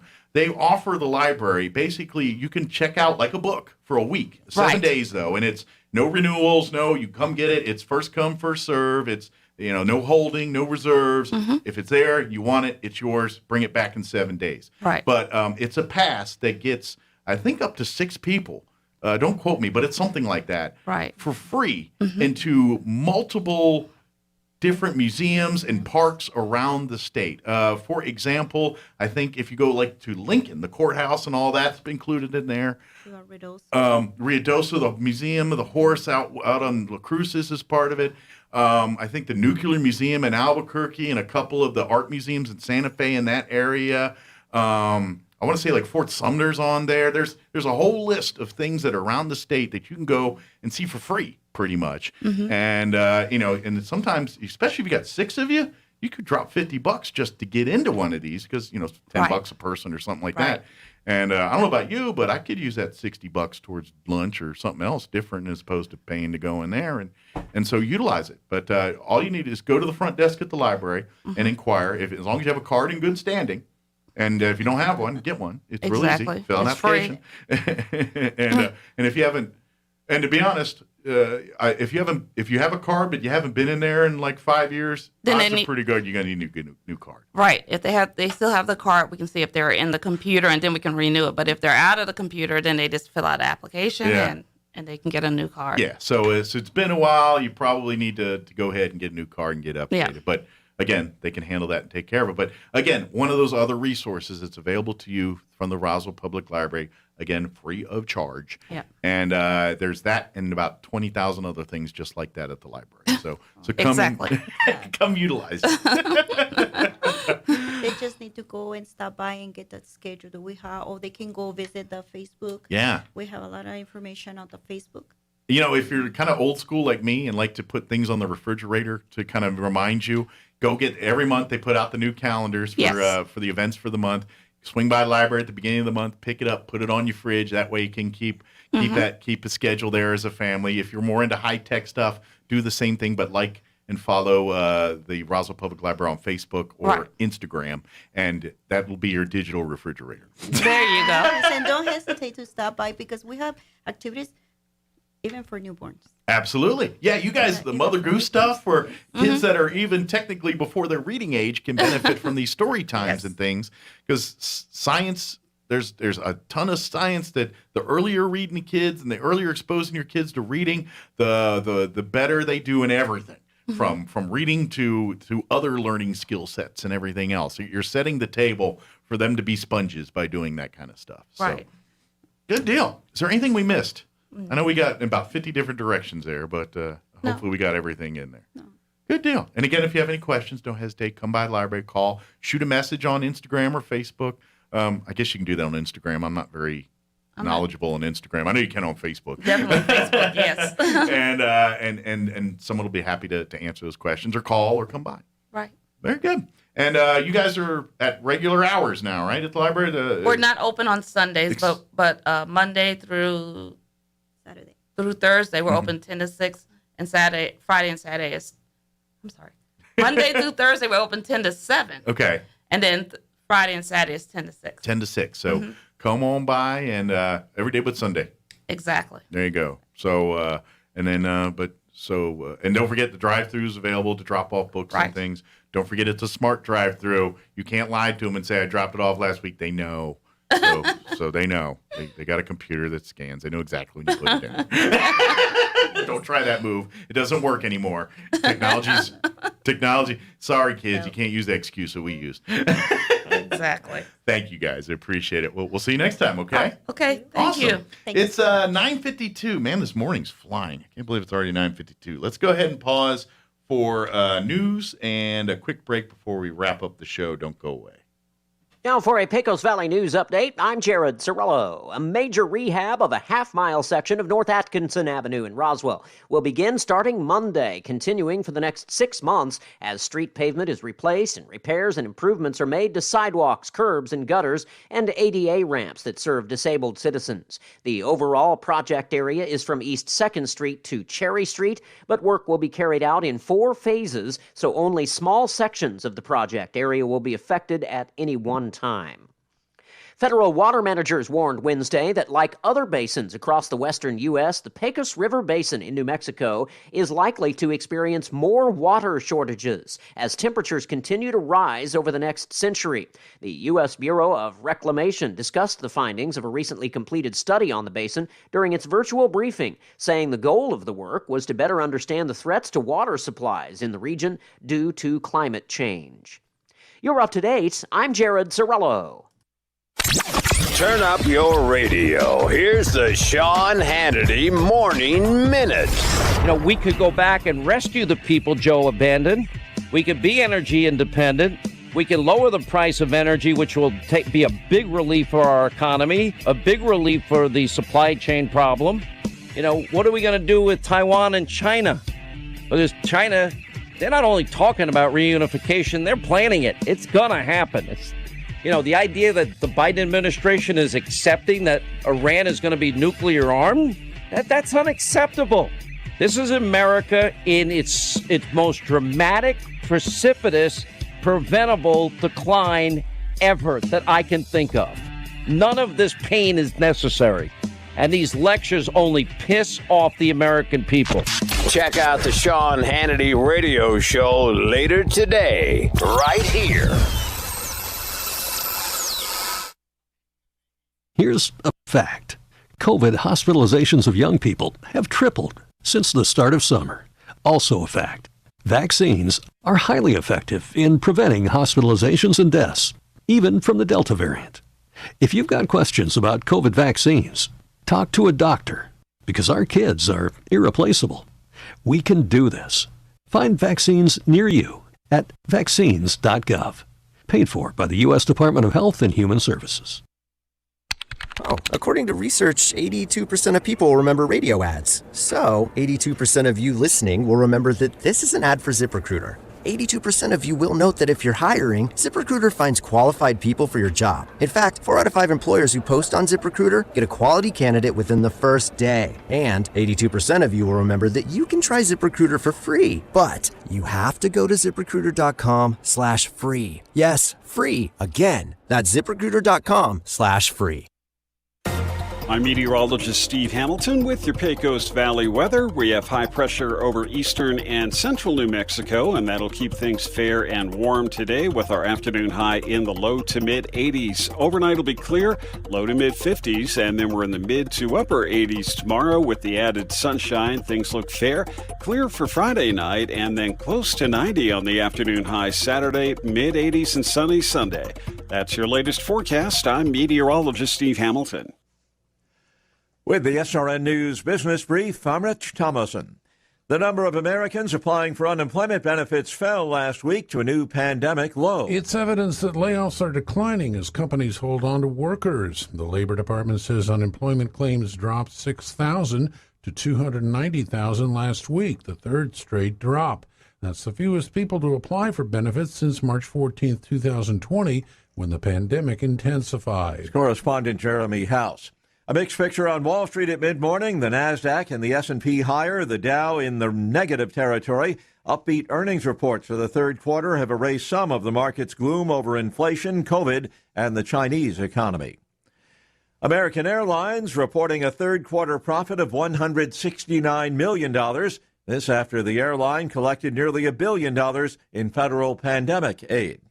With business, I'm Rich Thomason. What a great time of year this is. Leaves are changing, pecans are falling, and that feeling of autumn is in the air.